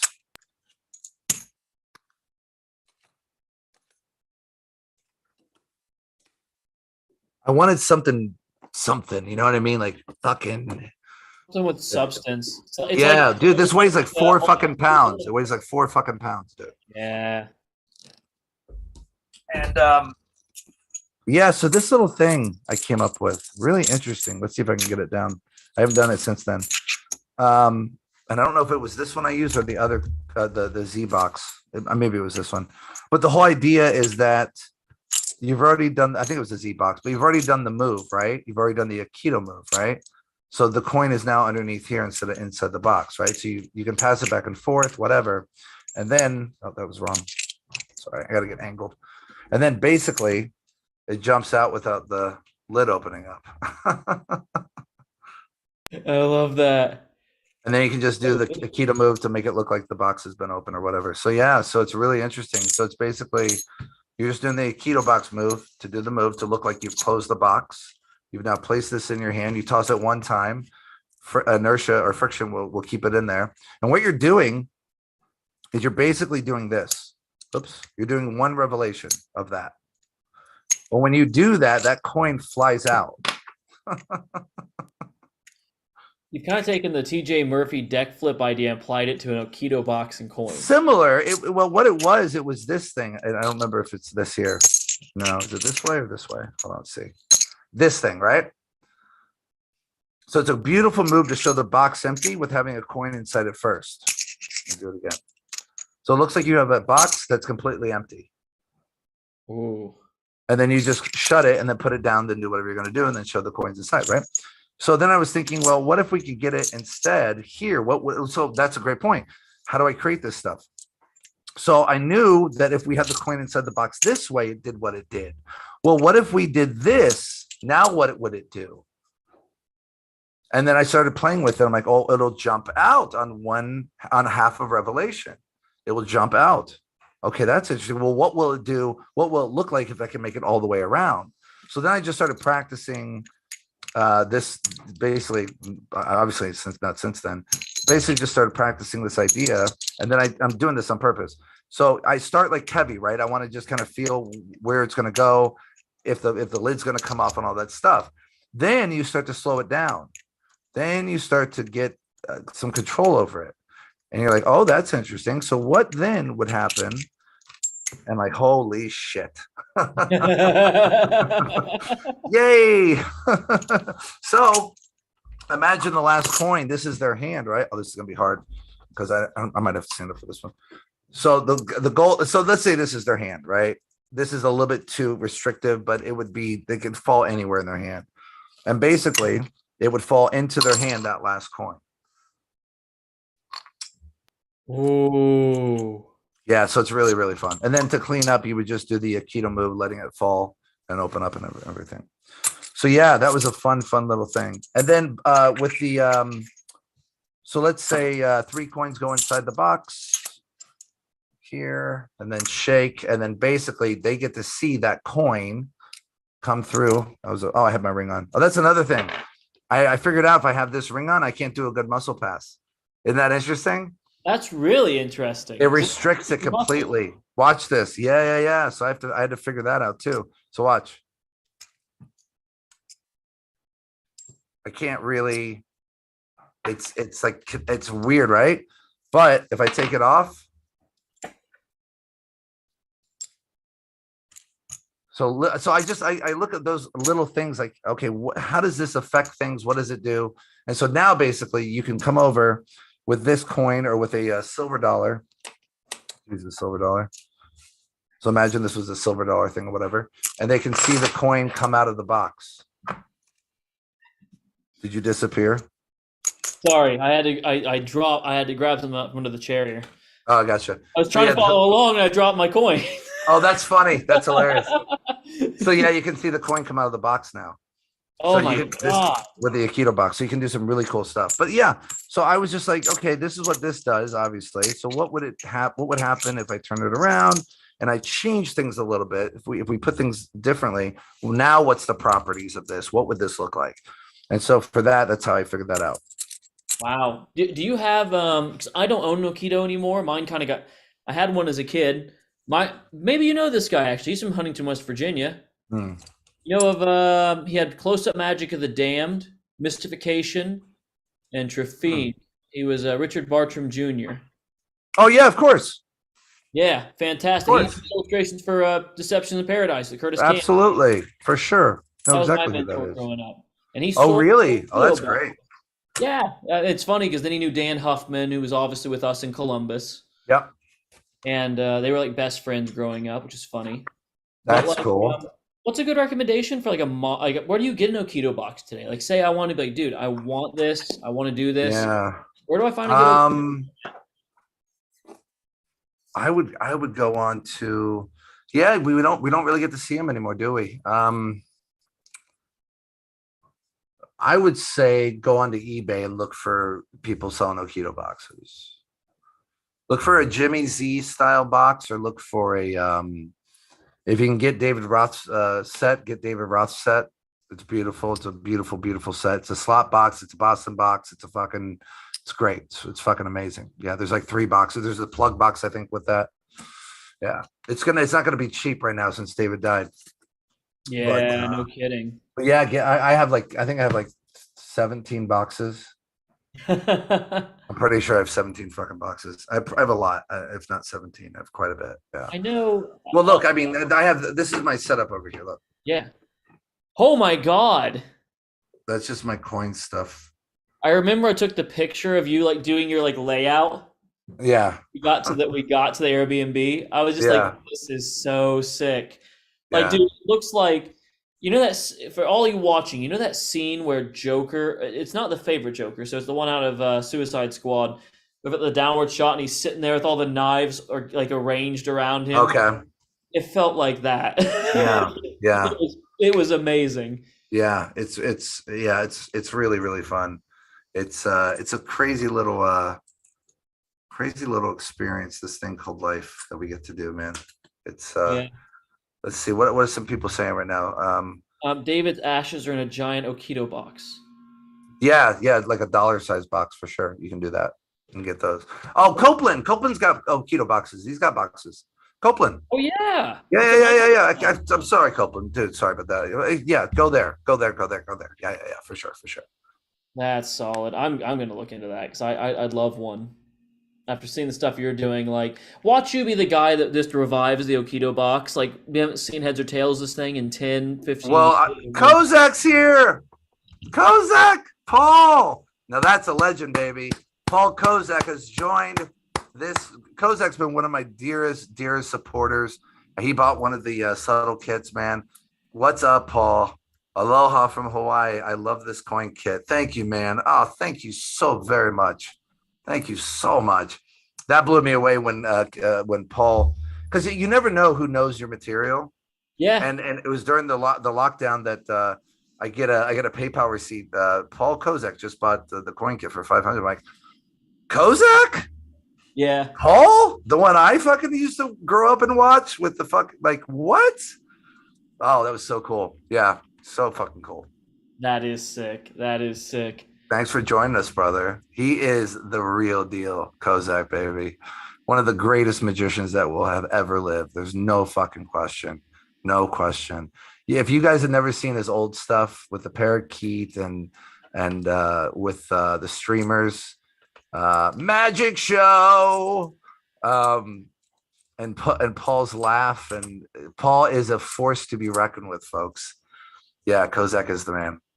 I'm still a little kid learning everything I can about magic. Ah, do you hear that? A legend himself says that. Like, folks, learn from that. That is true humbleness. And just, I've said this before, Paul, and I try to tell everybody. I used to have like master magician Justin Miller, my business cards when I was younger, right? Like master this and professional. Like, fuck that, dude. We are all students still, man. To the day we take our last breath, we are Mastery is students the to the biggest path end. you can get. Everything, soak up every bit of fucking knowledge, man.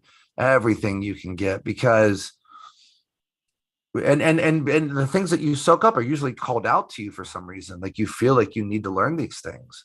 Yeah. Like with Heartbeat and the dream I had before, the night before, and then I bought Heartbeat the next day. Like I knew I had to have it immediately. Yeah. That's incredible, man. It's so cool when we see so many people like coming in one place just to, after all these years, it's like support you. And when you find out some of these people that, like, Sure. weird, I was like, some people are coming to Blackpool and like, hey, are you Jake? And I'm like, Right, right, right, how do you right, want to know me? And then and they right. find out it's like, oh yeah, no, we watch your shit. And I'm like, oh, that's great, thank you.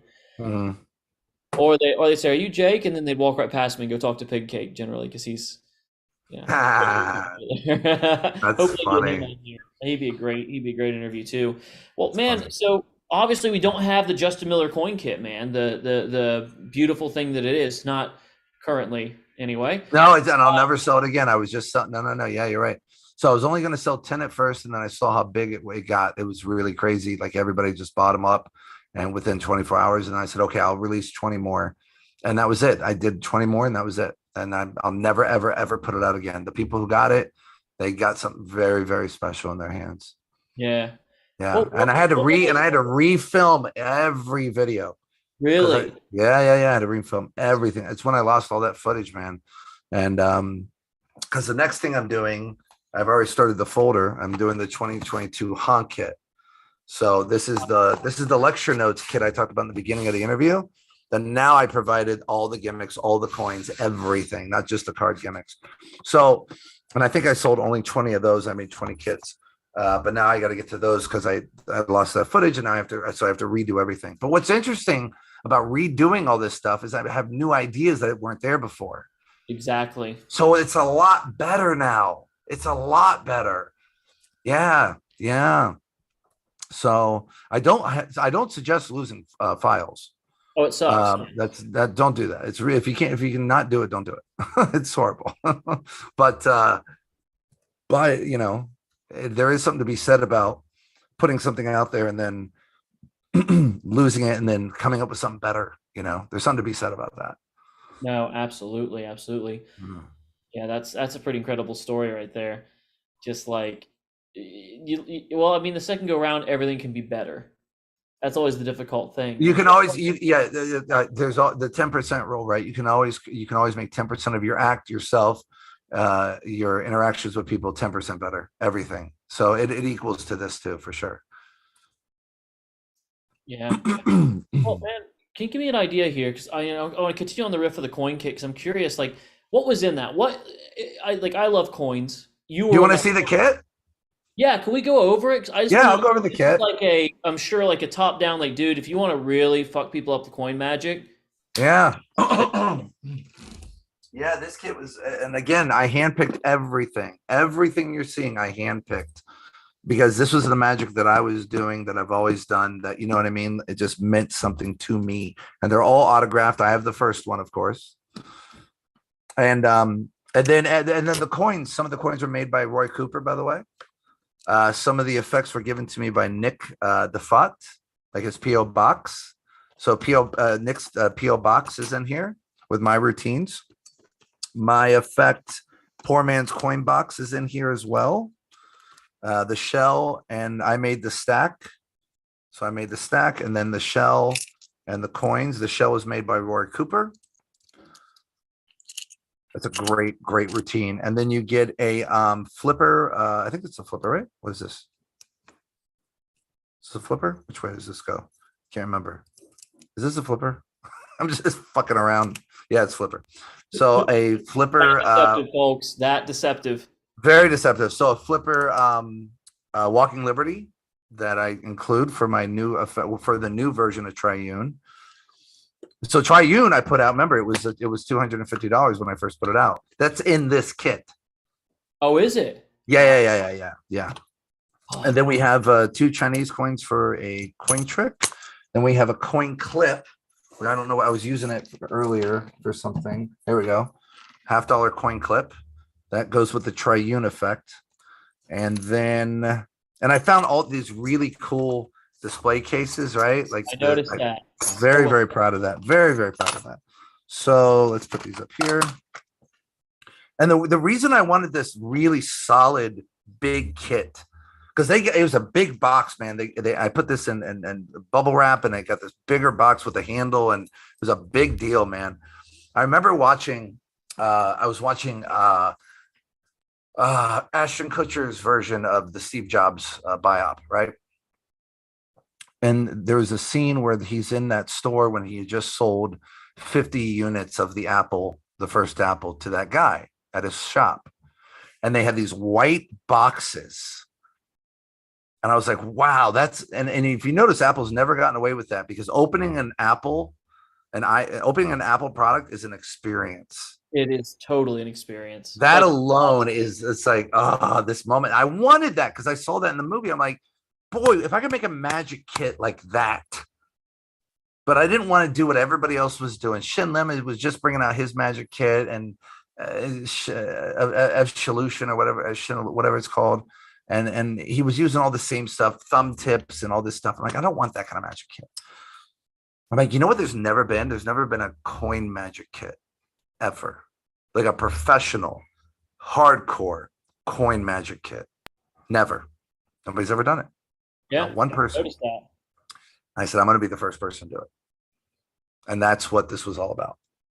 And that's why I went, and I found these boxes, these really jeweler boxes are just so perfect.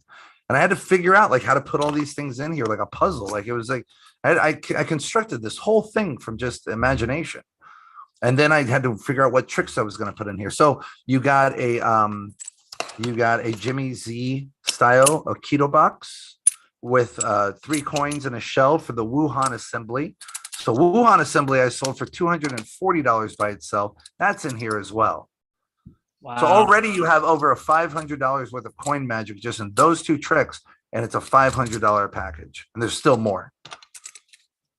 I wanted this to be big, man, just gigantic. So then you get the Buddha box, which I think is a slot box. No, just the Buddha box. 4 Walking Liberty coins. Those go together. Then you got, you guys. So I think Slippery Sam is probably one of the most underrated coin gimmicks, and I wanted to provide that. So you get a Slippery Sam gimmick with an Australian penny that matches another Morgan. So you can do a sun and moon routine. Then you got 3 regular coins for copper, silver, brass. You got the brass, you got the copper, you got your silver. And then in this purse, we have the copper, silver, brass gimmick with 2 extra coins.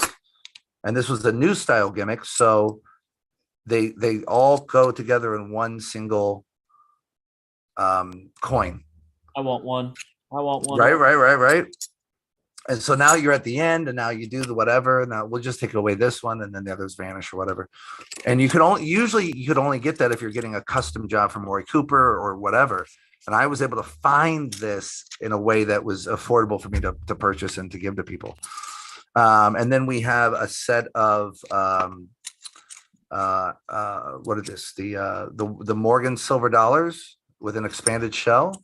So you get 4 coins in an expanded shell of those. You get 4 coins of the $50 in expanded shell. And then we have,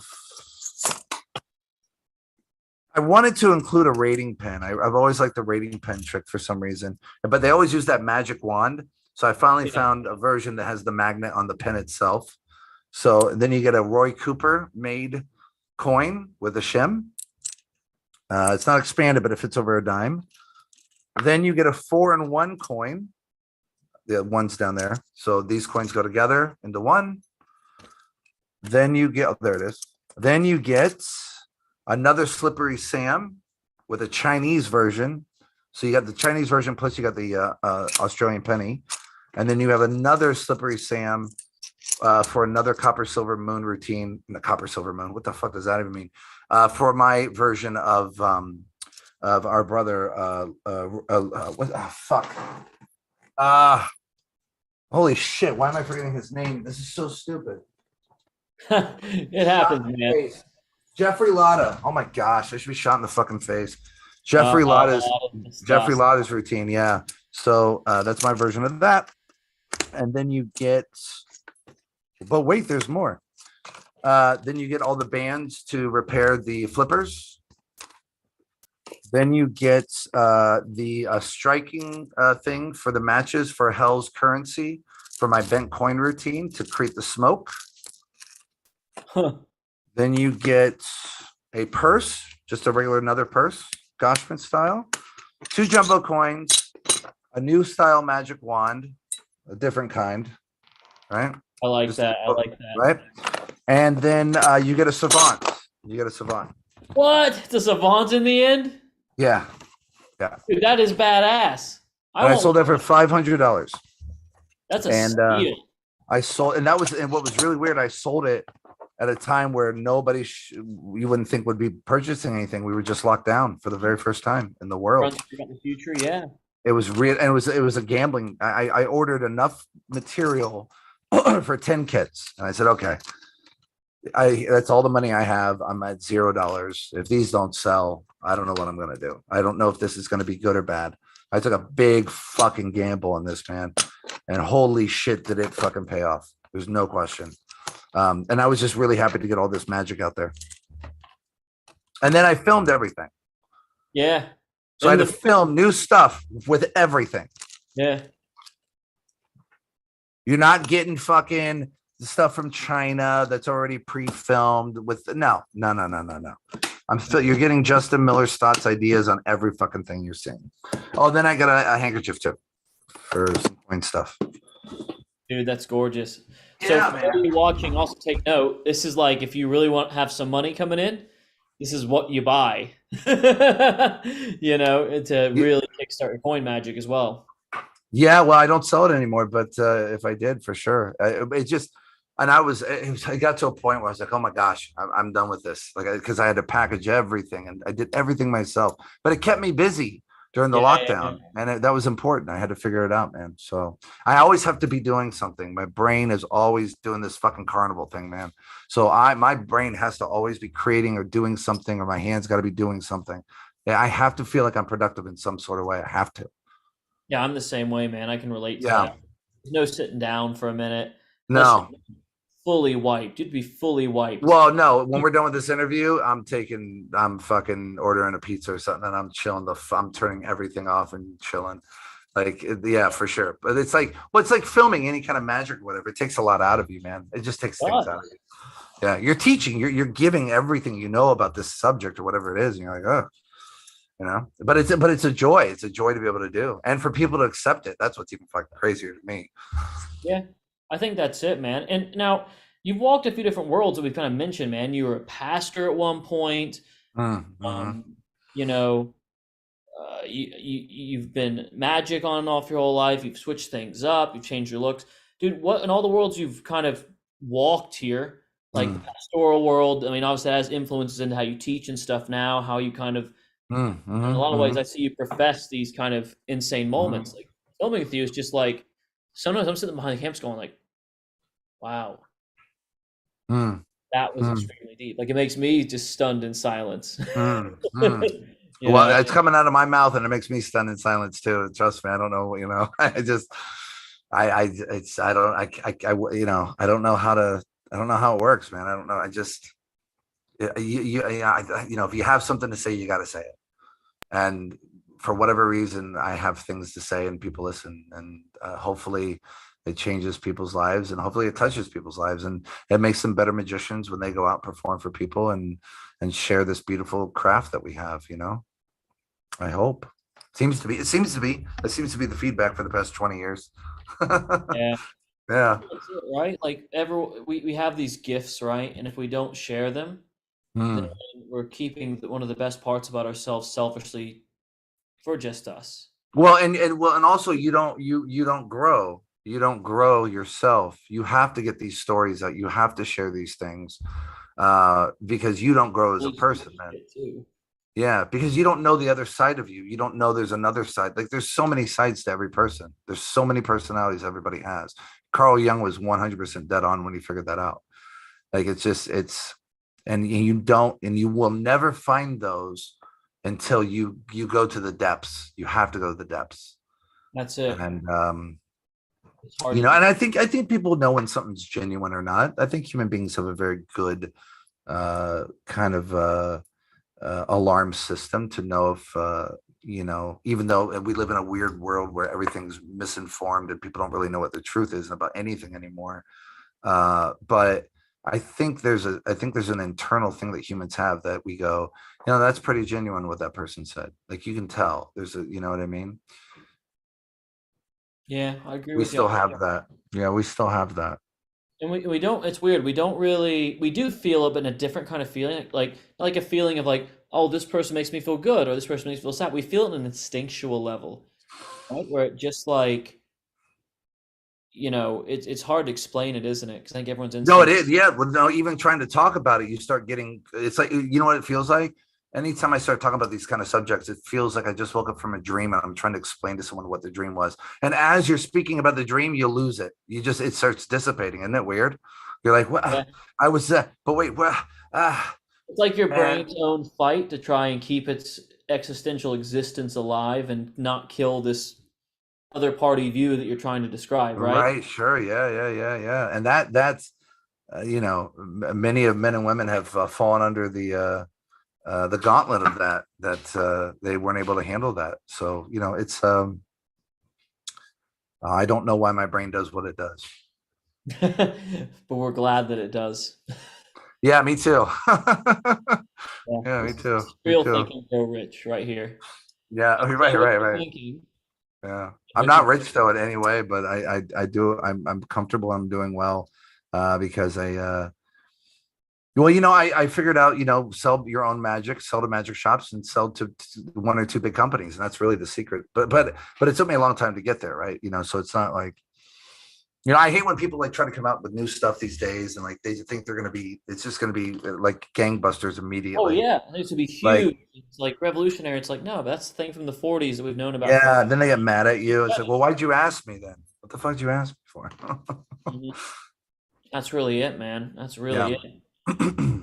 So can you? I know you've got a lot of stuff in the works, and we've kind of kept in touch. I don't know how much we're allowed to talk about, but like, Hmm. if someone asked what's next for Justin Miller, Coin Kit 2.0, I hope is what he said. So like, Never. Nope. Nope.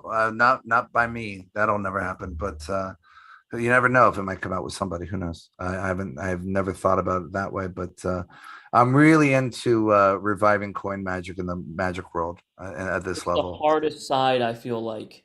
Yeah, it's so beautiful. So good coin magic is so beautiful. It's so pretty. Oh God, yeah. It's like a sonata. I hear it in my head, like it's just, and when I look at it, like, and the dewdrop is one of those things, like just The dewdrop. oh, the dewdrop, yeah, yeah. It's just like right there in front of you, and You're so I'm very really working on that. It's still one of my favorite things ever. Like, oh, Dewdrop change, yeah, fun stuff, fun stuff, yeah. Um, I don't know. I don't really. I mean, I have it. Well, I'll tell you right now. I have not an interview, but I have a call with G tomorrow at 12 o'clock, and he's pushing aside about 2 hours. So we're gonna get into some stuff. We're gonna get oh, into that's some gonna be stuff. good. Yeah. So yeah, just know that there's some new stuff coming out, some wonderful things that I think people are really gonna dig, and I think I just want to keep pushing magic to a level that that's my goal, and push myself the same way. Like what, where's my level of like I look at something, I go, I don't know what to do with this anymore. That scares me, by the way, that would happen. That scares the shit out of me. That my cognitive ability would just go away or something, man. That That's my I'm not belief. scared of I'm not scared of dying. I'm scared of not being able to accomplish everything I want to do in this life before it's over. And I'm scared of one day these won't work, or this won't work the way it's been working. And Yeah. that scares the shit out of me. That scares the shit out of me. So for right now, Yeah. Enjoy while you've got it, right? It's like, yay. but you're Yeah, building a exactly. legacy, man, and it's been such a prolific legacy. Mm, I mean, mm, like I said, like who was it? Was it? I think it was you before I met Michael Amar. Were like the first like major magic people I met. mm.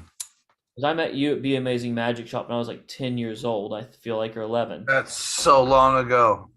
Yeah, that burgundy coat, I'll never forget that damn thing. I That's wanted one right. so bad after I was like, oh, he's dressed pro. I want The that. burgundy coat. I remember that. Where was I filming Seven Deadly Slights at that time? You might have. Did you do it through Be Amazing and Larry? Through Larry, yeah. Yeah, yeah, that's through Well, Larry. That yeah. was through Larry. Yeah. Yeah. That's why I thought. I bet you that was the time because you had kind of stepped around. You were in the back, and I'd been at one of the meetups all day. You know, I was just one of the annoying kids there, like, oh, I want to learn Torn. Man, have you seen Torn? I want to learn that, man. Yeah, yeah.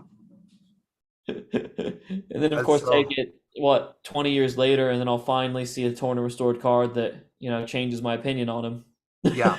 Without No, the Torn still goes down as one of the greatest tournament restored cards. There's no question. Oh, it's It's such great. a it's that third piece or the second piece. It's like and just you blow on it. It's like it's just I'll just melt on there. I remember when he did it for me live, man, at his house when he let me stay at his house when I was doing my lecture tour, and that was such a fun time. The Danny, we had such a great time. And he showed it to me live, dude. I'm like, what is happening? Like, I know how it's done, and I still can't see anything. What is going on? And that was his moment to shine when he created that. That put him in the limelight. Torn did. Yeah, because there was Shade that was first, I think, and then Torn came out. It was like, holy, you gotta pay attention to this guy. And Yeah, then yeah. projects, and then Then Illusion. greed. Yeah, yeah, yeah, Yeah, yeah, yeah. agreed. And then Danny, I don't know, a lot of people don't know this, but Danny did the artwork for Silver Dream, and It's Danny did good. the artwork for Cloak. Oh, no way. Yeah, here's Cloak. I was gonna say I've never seen Cloak. I've only heard of it. And then Danny's got routines on here as well. Oh, that's cool. Isn't that great? That is so great. That Fucking was genius. Cosmo, right? Yeah, through Cosmo Magic. Yeah. Yeah. Cosmo's a cool dude. Yeah. And then Silver Dream is just so beautiful with just like the cursiveness of the front of cover. It's just so beautiful. That's how me and Danny became well, Danny and I came up together. Yeah, you really did. Danny and Wayne came up together at the exact same time. Yeah, same company too. Yeah. Yeah. Yeah. Crazy stuff, man. It's kind of nuts to think about, man. So, you know, closing some thoughts off here and stuff. You know, gave a lot of advice in this. We've told some stories. We've shown some really kick-ass, you know, coin magic stuff here. We kind of told the importance of why you keep getting gravitated back to coin magic, you know, and looked into some of your creative process. So, like, you know, above all else, like, if we kind of opened up here and just kind of went, like, what would you really want to tell people that are looking at you going, yeah, I want that kind of mentality, that kind of level of success and everything in, you know, reaching people and creating and all that. What would you tell them? What would be like your key thing to take away from this experience? You gotta find your voice, man. Mm-hmm. You just gotta find your voice. You gotta take chances on everything. You have to be willing to be look full of. You have to be willing to be wrong and be wrong often. You got to take criticism. You have to have thick skin. You gotta listen to that small, still voice inside you more often. And you have to willingly understand. You have to know suffering exists. You have to know life is suffering. You have to willingly take that up by yourself, and stop trying to control the situation around you. That's one thing I had to figure out through my divorce and through the dark periods that I went through through my divorce. And I had to learn to let life happen around me. Let life happen around you and just respond to it. Don't try to control reality or life. Mm-hmm. You're gonna run into the wall every single time, and it's not fun. And a lot of people don't come back from that. So life is happening around you. Life is happening to you. So when you look at it that way, and that's definitely more of an Alan Watts. Alan Watts used to say that famously. When you look at it that way, you realize that you're a player in the game. You're part of the story that life is. And so when you come into that story, let life happen around you, and then life will show you what your story is. But you got to be willing to say you don't know anything, and then see what life shows you. That's Yeah. it. Yeah. You gotta be Best okay advice with I can give, man. Yeah. That's incredible, man. I think there's a lot to take away from that. And like, it's funny, right? Sometimes we hear these things at certain times in our journeys, right? Where Mm. we hear them and we take them on board the best we can, but then we get older and we hear them again. Like we come play back, do a replay, playback. Like someone's watching this 10 years out and they're like, oh, Yeah. I really said that back then. I thought I got it then, but I really Well, did. it's like, yeah, well, it's like listening to a song, and in the very beginning, you're not really listening to the words at all. You're listening to the song. You're listening to the beat. You're listening to the tempo. You're listening to the bridge. You're not really hearing the words a lot of times. Most people don't hear the words of a song the first time. Um, but then when you go back and listen to it, you're like, whoa, wait a second. That says what? Oh, that's what this song's about? Whoa. Well, if you were able to hear a song and not hear what it really meant, how much more are you missing in your own life that small still voice is saying, and you're not hearing that? Yeah. I would also say, stay away from alcohol as much as you possibly can. If I'm telling you right now, stay away from those kind of things that change you and turn you into something you're not. And it's fun for a while, but you won't be able to keep it up. And uh, you know, and learn to face your suffering without medicating it. That's a really important part too.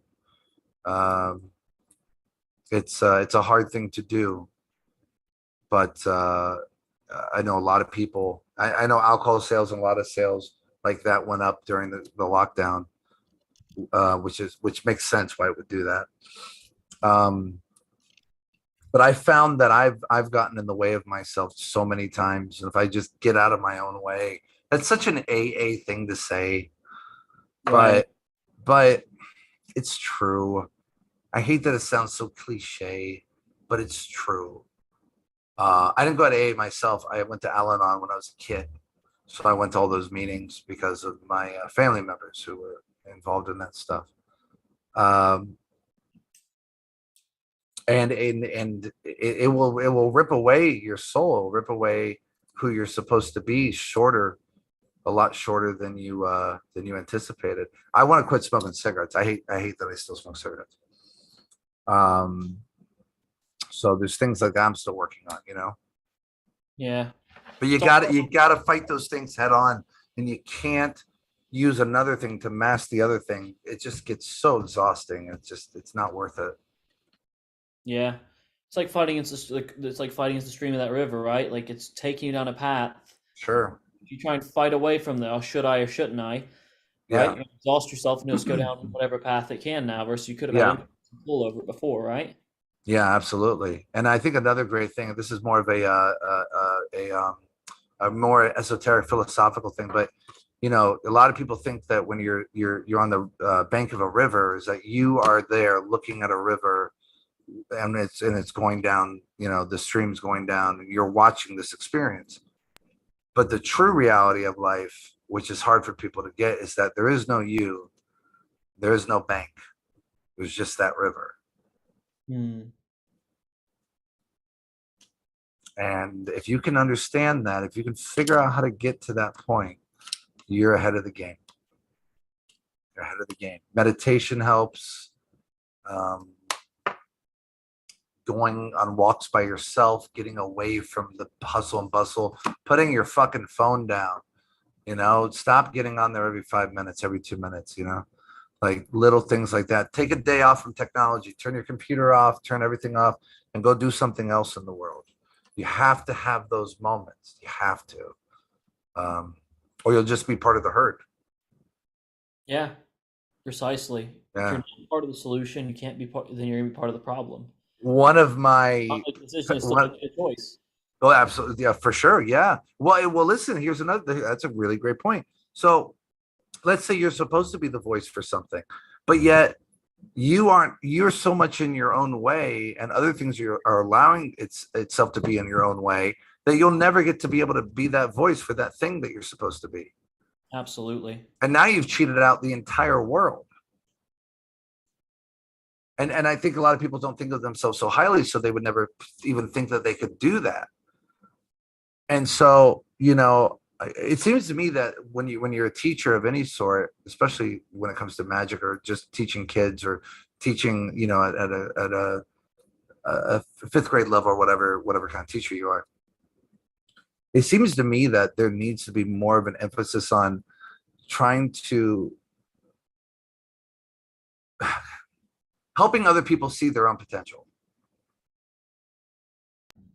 That's 90% of it, isn't it? You have to get them to believe that they can do what it is you're teaching them. If they don't believe it, Well, and the way I think you do that is you have to get them to believe that you're seeing something in them that they don't see.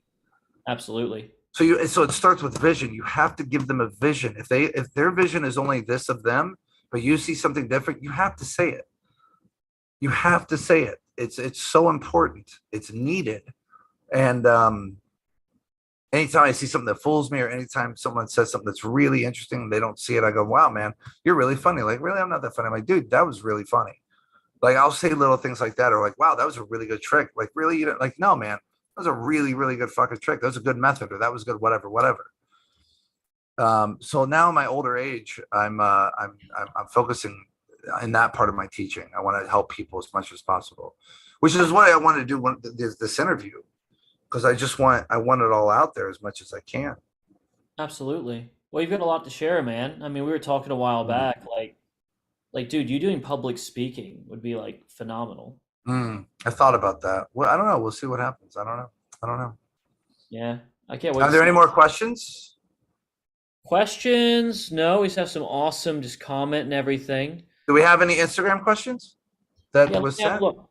Let me have a look. I think we covered a lot of them. Like, I feel kind of bad we excluded some folks, but as I was looking through them earlier, I was kind of like, bro, he's so There doing. should be 8 in the first one, like 1 or 2 that was sent to you. Yeah, I yeah, think. yeah. I think. How do you know when a creation's ready for to release? We kind of covered that. Mm. That was Jay Lazar 808. Thank Uh, you, Joe Lazar. I appreciate that. I think we answered this big time. Just what we said. Are you genuinely worried your legacy will not live on the way you hope? You would hope. That was Chris James Magic. What's your opinion on? We didn't really cover this. We kind of touched on it, but I would be interested to hear this. So, Evolve Mode asked, "What's your opinion on social media magic and magicians?" Hmm. Ah, yes. Better crack your neck for this one. Well, again, I mean, I think it goes back to the magic hackers that we talked about earlier. Mhm. Well, I think we did cover this. Yeah, Yeah, we we did did. We a did. We little. did cover this. I covered this. Yeah, I covered this because I talked about Katerina and all that shit. Yeah. We Yeah, covered that. We covered that. We covered that. definitely not a bat. Also asked, "What's something you've been fighting? You're fighting yourself about lately, both magic and non-magic related." Great fucking question. Yeah, that one's pretty prolific. Holy shit. That's the question of the night so far. Boom. Next to your amazing questions, of course. What's something I've been fighting, magic and non-magic related?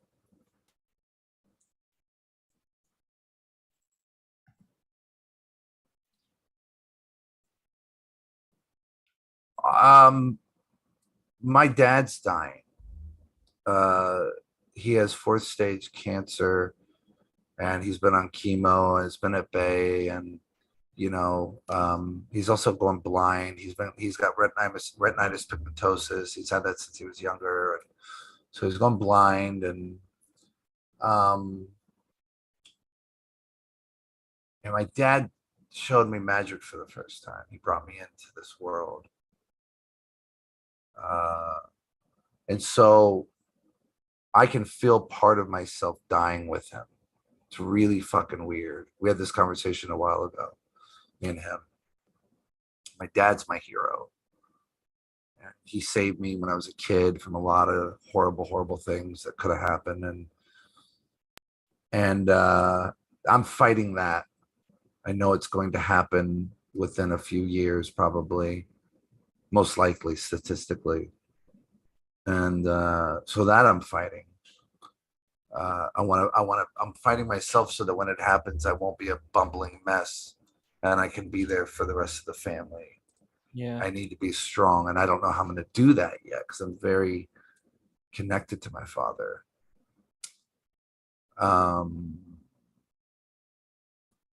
And I guess I'm fighting.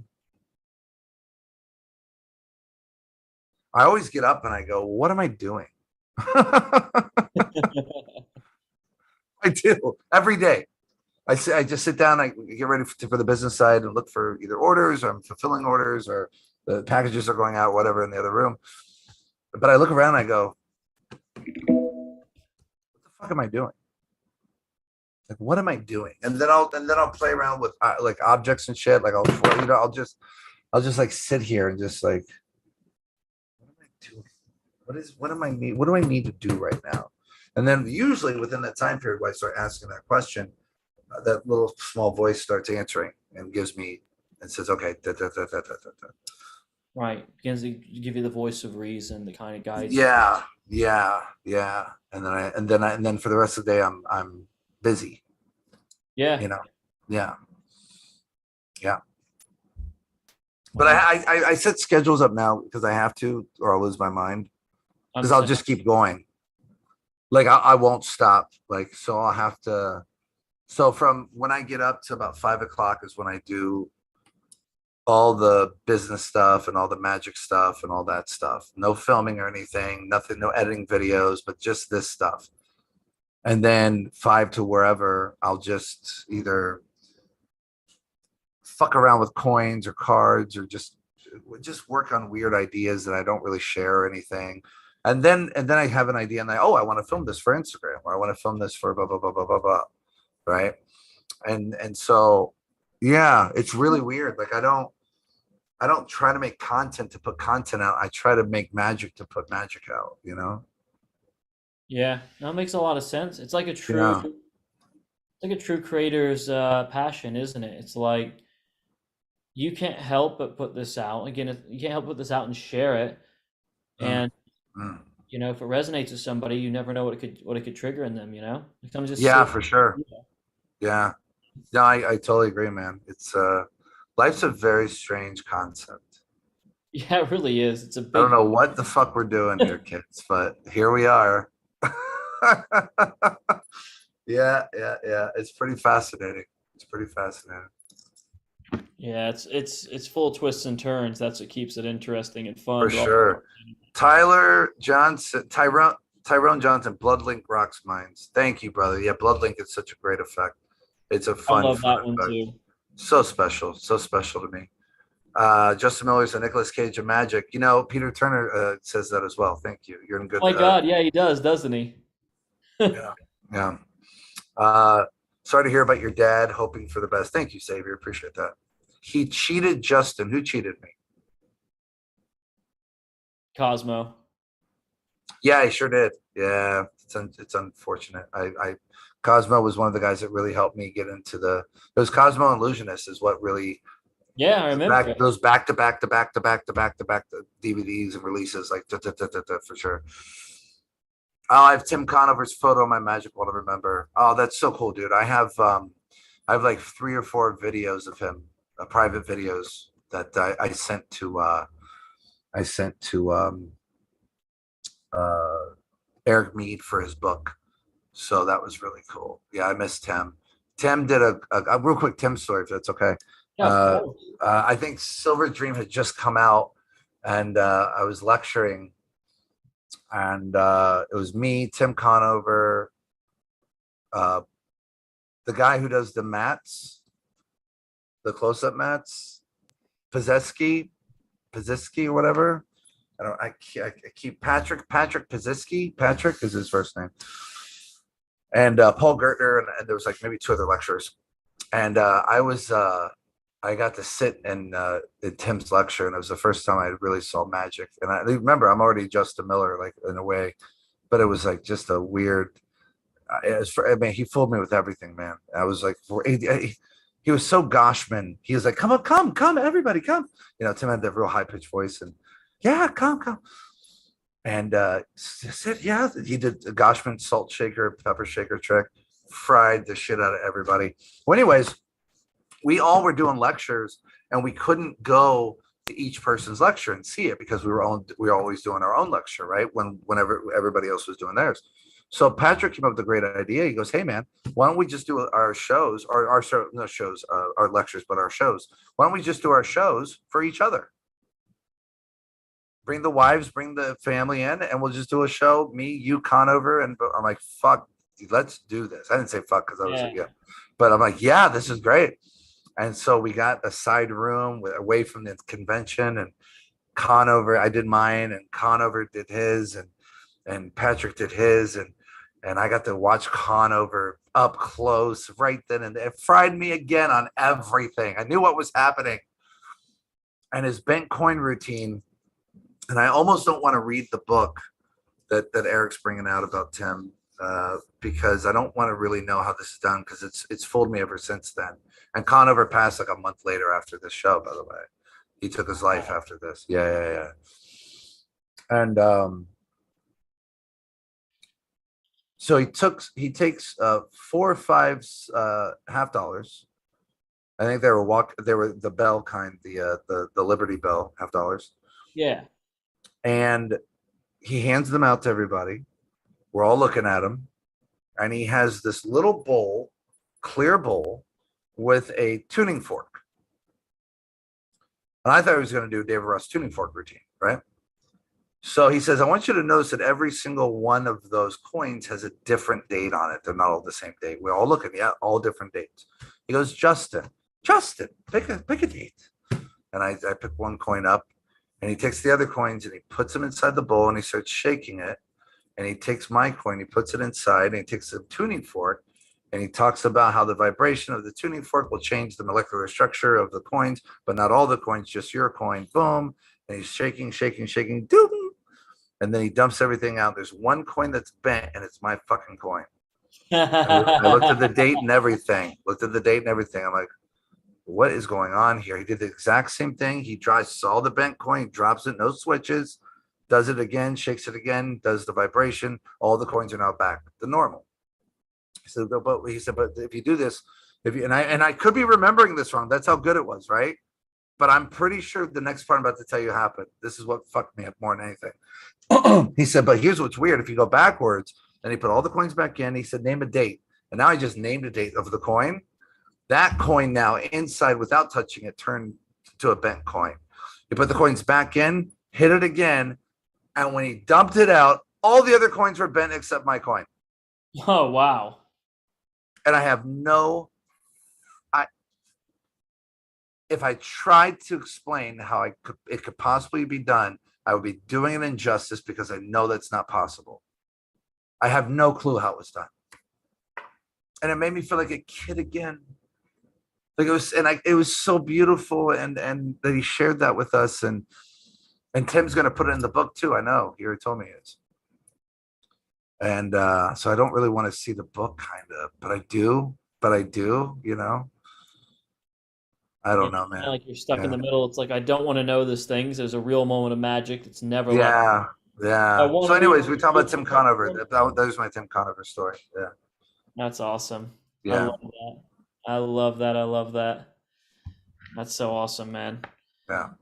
So let me look at some of these Instagrams. See if we tackled all of them here. Sure. I think we kind of covered this in a way. Do you think there are a lot of overrated magicians who are too full of themselves? That was. Well, I mean, I can. Let's touch on this for a second. Yeah, look, sure. We're doing miracles. We're doing things that other people can't do. So you're going to get a God complex, or your ego is going to get definitely inflated, for sure. 100%. For sure. But But I think it's when the person believes their own press that's the danger. They hear other people say you're the best, you're the best, you're the best, and they just believe that. And there's nothing to, like, would they still say that they're the best if they saw a magician 2 minutes before that, or a different caliber magician 5 minutes after that? You see what I mean? So, you know, are you the best? You might be the best in that situation, but if there was other magicians next to you performing, could you still hold that title? So it's not a great example, you know, of what people use to judge those kind of things by. It's really a weird, it's a flawed system, if you will. It's a very flawed system. Yeah. So you don't want to believe your own press. That's the worst thing to do. That's the worst thing. Also, don't undervalue yourself either. Like, you have that certainty, but not have the arrogance. Well, you have to have the confidence. And where does the confidence come from? It comes from experience. You have to have the experience. And where's the experience come from? It comes from the idea that you have to willingly go into life suffering and know that you're going to suffer and try to create meaning out of that. And then from there, you start to learn. But you have to be the one to turn the lights off and go, okay, are there any monsters in this room? Very, very, very. And then be willing to fight, and then be willing to slay them and fight them when you find them. Because I tell you right now, you don't want those monsters showing up at your front door in your dreams. Tell you that right fucking now. Yeah, that's the worst place for them to show up. Well, that's the last place they'll show up, and that can take you out. That can take you out. Yeah. Yeah, absolutely. Yeah. Absolutely, man. Anything else? Yeah, I think we've kind of covered everything. Let me have a look here. I think Tom Gibbons, 52, asked, favorite effect you've ever created. I think I have an idea what this might be. I don't have any favorites. I can't. I have too much. I have too much that I've created. I have too much that I've done to have favorites. I don't believe in. There's certain words that I don't subscribe to in the English language. I can't. The word favorite has never connected to me because there's just too much of one thing, of something that it'd be a dishonor to all the other things that, like, I can't. It's hard for me to even. So I won't use that word, the word favorite. I don't use it in my vocabulary. I've completely scrubbed it out. I have things that I cherish more and that I adore more than others for certain reasons. Everything I'm working on at any given time is always the thing I adore, though, for sure. Because again, I've said this, people have said this before about their own art, but they're like your children. Mm-hmm. They're your children. So it's like, and then when you release them, you're releasing them out into the world to be judged, to be harmed, to be done good to be. It's just like children. So you hope that you did the best you could with each child, and you hope you did the best you could with each situation or effect, and you put it out there, and then you see what happens. It's a crapshoot a lot of times, man. But the one thing I've always been able to do, though, is to be a leader and to create the vision or have vision and to help other people see that vision and to follow, using my magic, my thoughts, and my ideas and my experience. But I also know what is bad. I'm very, very well trained into seeing what's bad. So, you have to have those balanced, and that's not an easy thing to do. Yeah, it's definitely not easy. No. Definitely not an easy thing at all. Yeah. So I think that kind of wraps up all the questions we had. We had one come in. I'm not sure if you're familiar with this or not. The Ox Bender. He was asking about. You mentioned Bitcoins. Something you'd recommend? Yeah, you know what I used to bend the coins. I use Eric Jones's coin bender. Is that the Ox Bender? I don't know if that's the Ox Bender, but I use Eric Jones's coin bender. I think that was Minnie Lindenfeld's Ox Bender because it was the one-handed thing. I think that is Minnie's Ox Bender. No, I use Eric Jones's. I don't use it in real time, by the way. So in other words, he uses the gimmick Eric does on the trailer and everything. He uses it to bend the coin in real time using this really great thumb tip gimmick. I do it to pre-bend all the coins. Yeah. because Yeah. I like the routine where I really I try not to go the lazy route when I'm performing magic. You know what I mean?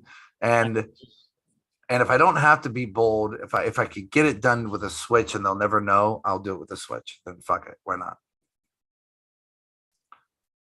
Well, you're just bringing in two other items that you have to get rid of now. Yeah, that's it. You're ending less clean than you are, which ending is always the important point where everyone's going to be like, you When know, you could have just pre-bent the coin and then sleeved it and then finger palm it when you needed it or right. whatever, right? So it's all about economy of motion. It's all about like, and if you look at that, like all the coin bending props, they all look like Sharpies now, or they all look like an item that you're using.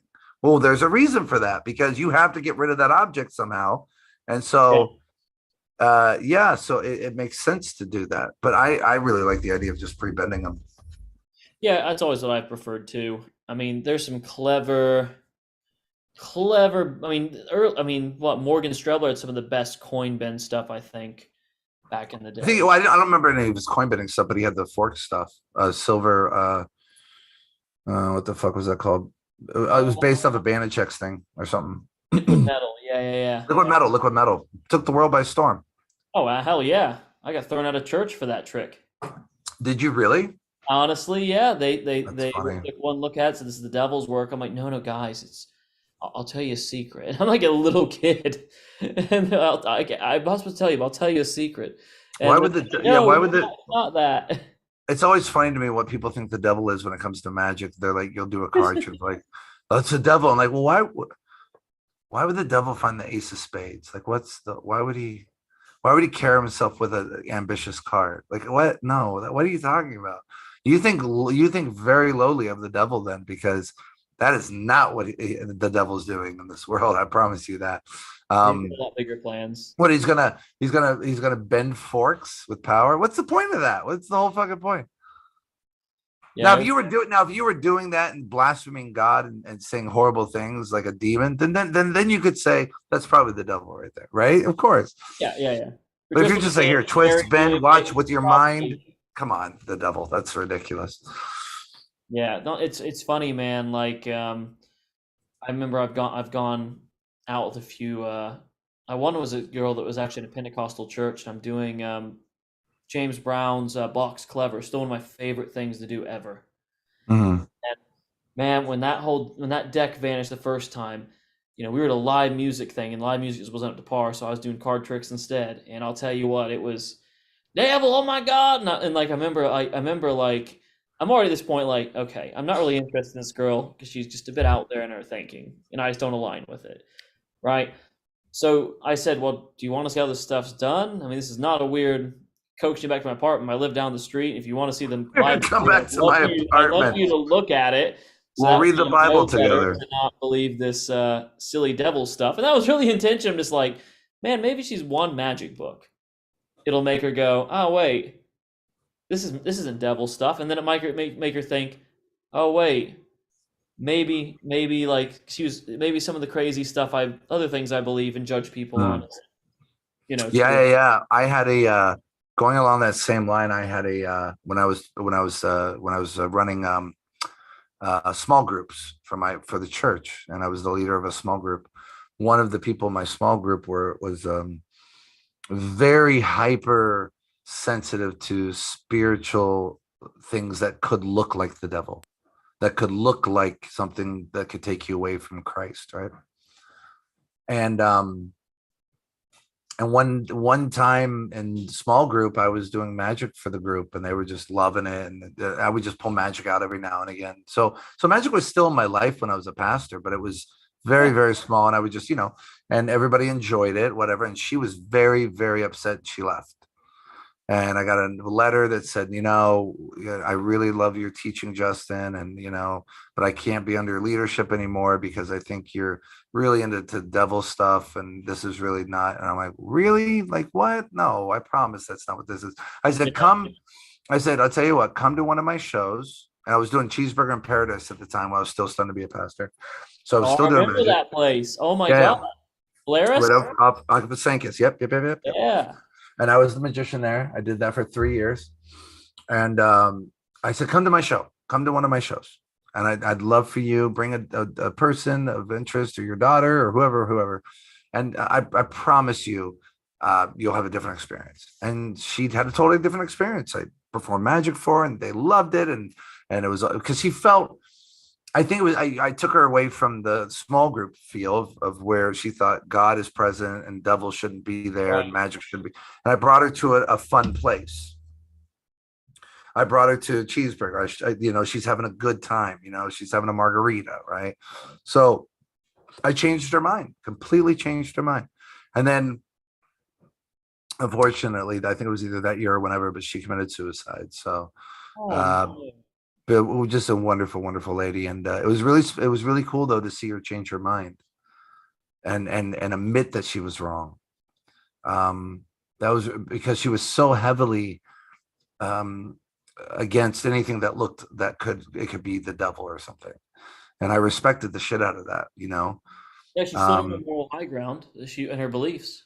Yeah. It was really special to see a human being like just go complete opposite. And I was able to make her change her mind by just showing her that this is not, I'm not conjuring up, devils and spirits before I find your card, or I'm not, you know what I mean? Like, I didn't show her how any trick was done or anything. I just, I showed her magic as a performance art and she'd never seen it that way before in her mind. And I was able to do that, and it goes on a subject matter. And maybe we can end this way. Before we end, I want to say thank you to every single person that has joined, that has stayed with us for this over 3 hours of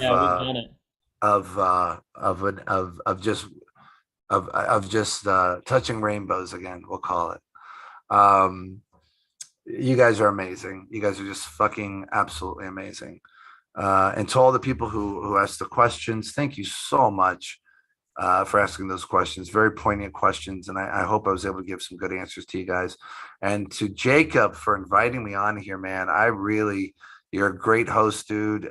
You have great questions, great format. I really, really appreciate everything, the hospitality.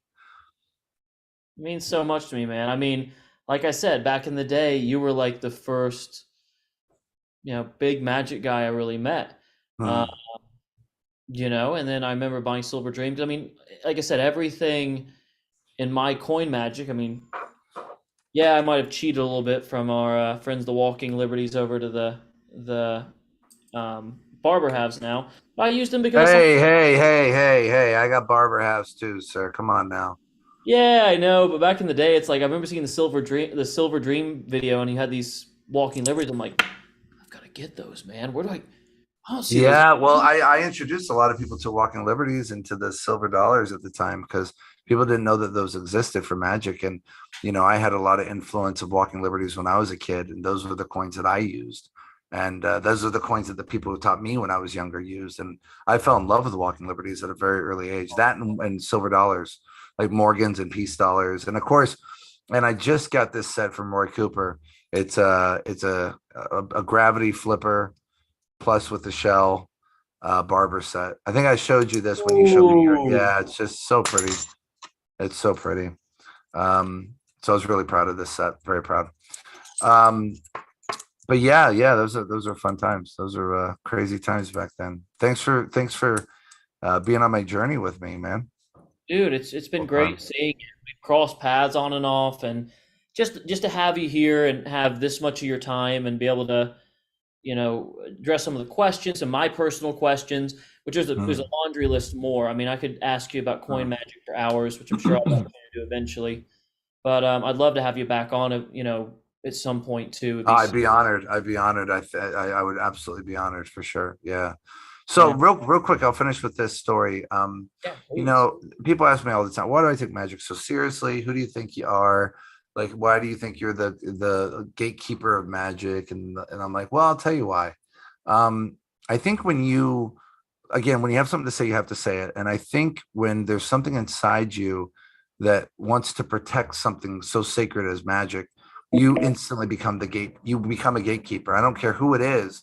If you have that inside you and you speak out about it, you are now a gatekeeper of magic. There's no question. It's a big responsibility to take on. And I think there might be a part of it that we take on, and we also are given that responsibility. I don't know how that works, but ever since I heard the story of what happened in the Salem witch trials, and how many actual magicians that weren't using spells or whatever the fuck it was were murdered and killed, because they wouldn't explain how they were doing what they were doing, because they took that oath, don't share with the public how things are done, very, very seriously, all the way to death. Absolutely. And Scott wrote that book. One of the reasons he wrote that book was to stop the murders, discovery of witchcraft. Yeah. He wrote the very first book on magic that we can so far that we know about, was about exposing magic. Mm-hmm. Now think about that. We have all these people, these magic hackers, and these people that have gotten into magic that do nothing but expose magic for likes, views, followers, and subscribes. That's all they do, right? Mm-hmm. But they're doing it on the backs of the blood that was shed for the people who were murdered for not exposing their magic to the church. It's a spit in the fucking grave, man. Like every time someone exposes magic to the public, there's someone who was asked a question, will you tell us how you did this? Or you will fucking die. They didn't say fuck, probably. They were the Catholic Church. Or you'll perish, you'll lose your life. And they said no. And they lost their life. So Scott had to figure out a way to get the church to stop killing people. That's why that book was written. And so to haphazardly just expose magic to the random public is one of the most disgusting things I can think of to do to your brothers and sisters who gave their life for something they believed in. And you're not a real magician if you do those kind of things, because you don't understand the consequences that you, and the privilege that you have now of not dying. Well, go over to Afghanistan, go over anywhere where it's Islam controlled. Go anywhere where there's that and do magic. See what happens. There was a story, I think it was about, I'm going to say 7 or 8 years ago, where the Muslim guy was doing magic for some kids on the street. And that's what he was just one of those, he was a busker. He was just a busker. And he learned magic as a kid, and he was doing magic for kids. And the Taliban grabbed him and beheaded him on the street. Yeah. For doing a card trick. For doing his thing. I mean, that was just that was within this decade. So shame on all these hackers who really give no fucking shit about anybody else but themselves, because you're truly disrespecting something so sacred that other people thought it would be okay that they would have their blood shed for it. Big facts right there. So just remember that next time you want to get likes, views, and subscribes, anybody listening, just remember what you're doing. There's another person who gave their life, and a book had to be written, and here you are just exposing it willy-nilly. It's pretty disgusting. It's pretty disgusting to me. Now, I'm not talking about people like Jay Sankey and people like who really have made a company from doing this, and they expose only their own magic. Right. I'm not talking about that. I'm not talking about that. I'm talking about the people who do it for no other reason, for views, likes, and subscribes and followers.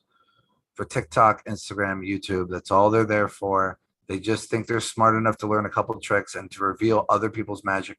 Well, if you're so good, why don't you reveal your own magic? Oh, that's right. You haven't created anything. Like, who the fuck do you think you are to take other people's shit that have worked so hard, so fucking hard on it? Yeah, it's a piece of their legacy as well. And you just reach in and grab it and steal it from them? Like, fuck you all, man. Fuck you all. And don't get me wrong, I was tempted many times when I was trying to figure out my next path, the next journey, next turn. Should I start a channel where I just expose my magic? I just do my magic. I'm like, I can't do it, man. I can't do it. I can't do it. Well, first of all, I can't be the voice of what I've been the voice for and then completely turn around and do the opposite. And then I couldn't do it to myself either. It's against my belief system of what I see magic as. So I just want to share that. Just remember that a book had to be written so that our brothers and sisters and people who the Catholic Church were murdering, the book had to be written so they'd stop killing people. Absolutely. Oh, and people say, oh, well, they weren't really doing sleight of hand. No. In the book, it talks about taking a ball, a billiard ball, going like this, hiding it in this hand. It talks about the French drop. Talks about all that stuff. Yeah, they were doing those things because you have to ask yourself, well, what things were they doing to get themselves killed? They were doing those things. They were doing sleight of hand. They were doing legerdemain. They were making it look like magic. They were making it look like a supernatural thing. And they didn't say how it was done. They stood their ground. Boy, I wish I could have met all of them.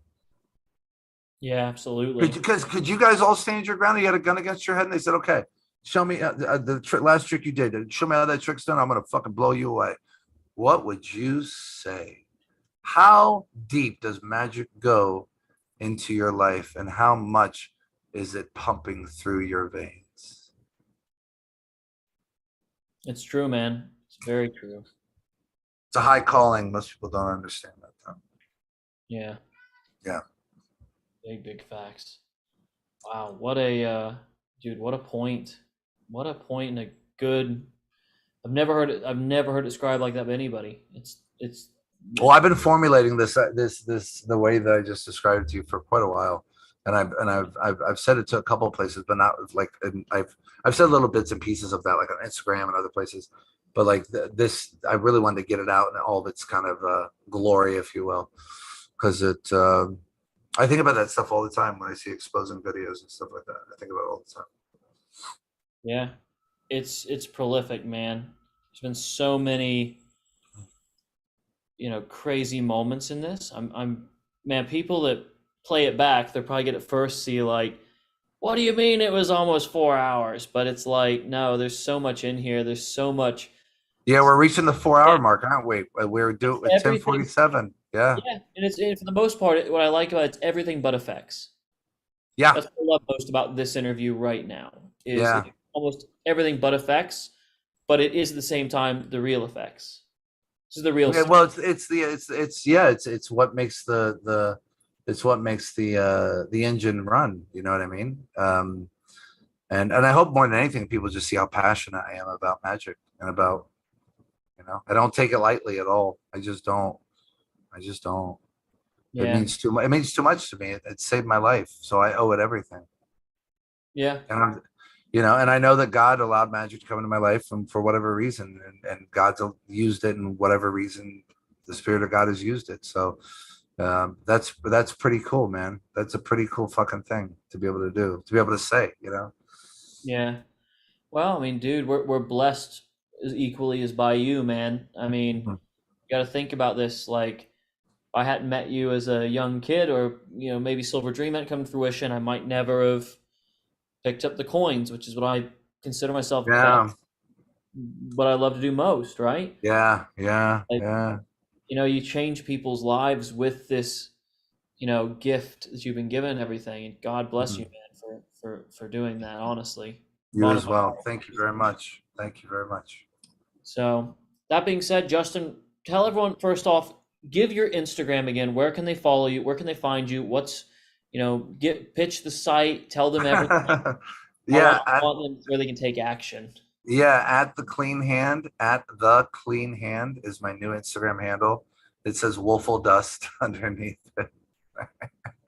Yeah, shit, it's funny stuff. And my website is mentalsites.com, www.mentalsights, mentalsites.com. Sign up for my newsletter there. You'll get a welcome package and some really great magic that I don't give to anybody else, just through the new subscription. And then you'll get to know about all my effects that I have coming out. I'm very limited when I put effects out on my website. I only make between 20 and 30, maybe 50 sometimes. And that's it. That's it. I've gotten to a place where I just want to just put out a small number of stuff through my website, enough that it means something to me. I make some money. Good magic goes out. Good props go out. And then they usually sell with. I'm telling you right now, get on the newsletter, because once I put the newsletter out and an Instagram post, they sell usually within 24 hours. Absolutely. No matter what it is, it's been. I'm very, very thankful for that. Like I humbly say thank you to all of you for that. Like, it's amazing. Yeah, it's great, man. It's great. Like you love. I know that you feel all the love and support we've got out there for you. Yeah. I do. It's overwhelming most times. Yeah, it's a lot to process. So that being said, man, we'll go ahead and close it off here. And everyone, thank you so much for tuning in. If you've been here through the whole thing, seriously, you're a beast. You're a Yeah. beast. You're a beast. I want you on my team. You're a beast. Yeah, I'll pick you for kickball. Even That's over the right. cute girl who I want to get to know for some reason. That's right. Yeah, if you just tuned in later, awesome. So if you're watching the replay, bless you again. You got 4 hours to watch, folks. Enjoy. Yeah, this is a good one here. We did 4 hours, didn't we? It's 10:51. That's very close. Yeah, we pretty much hit it dead on. We've pretty much hit it dead on. I'm really sad that let's keep talking. Well, hold on. Ask me one more question. Let's go to 11. I don't want to stop at 10:50. Go to 11. Go to 11. This one goes to 11. Yeah. 4 fucking hours on the dot. I got a good one for you. Well, back to subscription, man. Earlier we were talking. You have the earliest of the Magic subscription services. So like we talking about Magic Stream. You buy Magic Stream, you got all of your stuff on there from Ellusionist. But you already had something like that before Christian Grace's Magic Monthly and all that, which I'm diving into now and love. Which before all of them, except I was the first one to have. Once the internet came about, the first Magic subscription to have independently. It was a $5 a month. I think I had like 1,000 people. Patreon didn't exist at this time. I did it all from Facebook. I had a Facebook group that was devoted just to the Magic. I call it Magic Monthly, and it was great. I created a lot of magic through there. In fact, a lot of the stuff that I created through there, I put in what's called Miller's Vault. And I sold Miller's Vault. There's so much. There's over $15,000 worth of magic in Miller's Vault already. It's ridiculous how much stuff I've created. The IG real quick is The Clean Hand, at The Clean Hand, THECLEAN HAND. But at the same time, I was working. I created that firm where I was getting all the YouTube videos taken down. So maps. I created Maps, Magicians Against Piracy. Okay. And so Maps was a big project, and it was just taking all my time. I wasn't creating. I wasn't doing anything. I was just trying to get all the exposure videos down, and the videos that people were taking from Ellusionist and using it on their own channel and filing copyright things. And so I had to quit the Magic Monthly. It just got to be too much. Yeah. I'm so happy that Christian and so many other people are working on it and killing it. And I'm very, very happy about that. I knew it was a good idea. I knew it was something that was going to really kick in. But I just couldn't put any more time to it at all. Yeah. Well, I think it's I had customers like Jeff McBride, Richard Sanders, Martin Lewis, RIP, Shin Lim, Rick Lax at one point, by the way. Yeah, I have a whole trailer of all these people saying, Justin Miller is doing the right way. We're getting all these magic exposure videos down. But I got to a point where I'd get one channel down and they'd have over 50 videos of exposing. And then tomorrow, 3 other channels would pop up and they'd have like 15 more. Like I It's a realized hard, it's a losing battle. It's a losing battle for it is. sure. The best thing we can do is just get better at our craft, and Yeah. it's like I was trying to describe something the other day, right? Like, you know, arguably probably the most known move ever, the French drop. Yeah. I still use it to fool people every day, and not one person goes, Sure. "Oh, you saw me." Sure. You know what it is? I think it's just getting better at your craft and making it natural with your movements. And it's interesting. Like, I think luckily the right people we want to perform for genuinely don't give a fuck about how our stuff works, which is pretty cool. You know, you do Well, all. yeah, if we can get them caught up in the moment, they're in the moment. They're not worried about how's this working, how's this, like they're not thinking about that at all. They're caught up in the moment of astonishment if we're doing our jobs correctly. No, Yeah, I can wholeheartedly agree with you on that one. yeah, And yeah. I totally agree. Yeah, for sure, for sure. it's a hard battle. I know Michael Murray puts a lot into, bringing down the Pirates, and he's done some good work. Hmm. Um, but it's just like I said though, it's such a hard battle, and I feel like too on the piracy side of Magic, and I'm very people love and hate this opinion sometimes. People are going to pirate your stuff, right? Hmm. They Hmm. aren't your customer anyway. That's right. I Yeah, look at it that way. yeah. Yeah, So well, listen, I've gotten to a point where I don't care if people pirate the stuff anymore. As long, and so now, and me and Gregory Wilson talked about this a lot. But if you have gimmicks now, they can't pirate that. So pirate the download all you want. Have fun, kiddos. But the gimmicks made, custom made. Enjoy that. Try to figure that out. It's not worth their time. Well, yeah, that's why you go to these magic shops like overseas, and they're like, you'll find our material for $2.15 for like fucking. Like what? They're of course not selling the gimmick, they're just selling the download. yeah, that's And for all this stuff that has gimmicks, you need the gimmick. So yeah, it's like good luck with that. yeah, I think G talked about that a little bit on your interview with him. A little bit. Yeah, yeah, downloads are pretty much they're dead in a way. Like I They hate to say are. it, Yeah. because, you and me. I mean, you obviously have a lot of experience in gaffs and stuff that I don't have. I would love to still get all the gaffs I could need to do some of Hmm. this stuff. Hmm. Like we're talking baby's first expanded shell Hmm. imagination coins, and I got that less than a year ago. Hmm. Oh, well, that's funny. Yeah, yeah, it's totally. Let me ask you a question about hold on, where are we at? 1057? Cool. And like this is perfect. Yeah, Let me ask you a question about imagination coins. Does it make sense to you? it's difficult, isn't it? Right? I think it's when I think about. So to me, no, but I also have the magic brain. Because you're showing four coins. You're only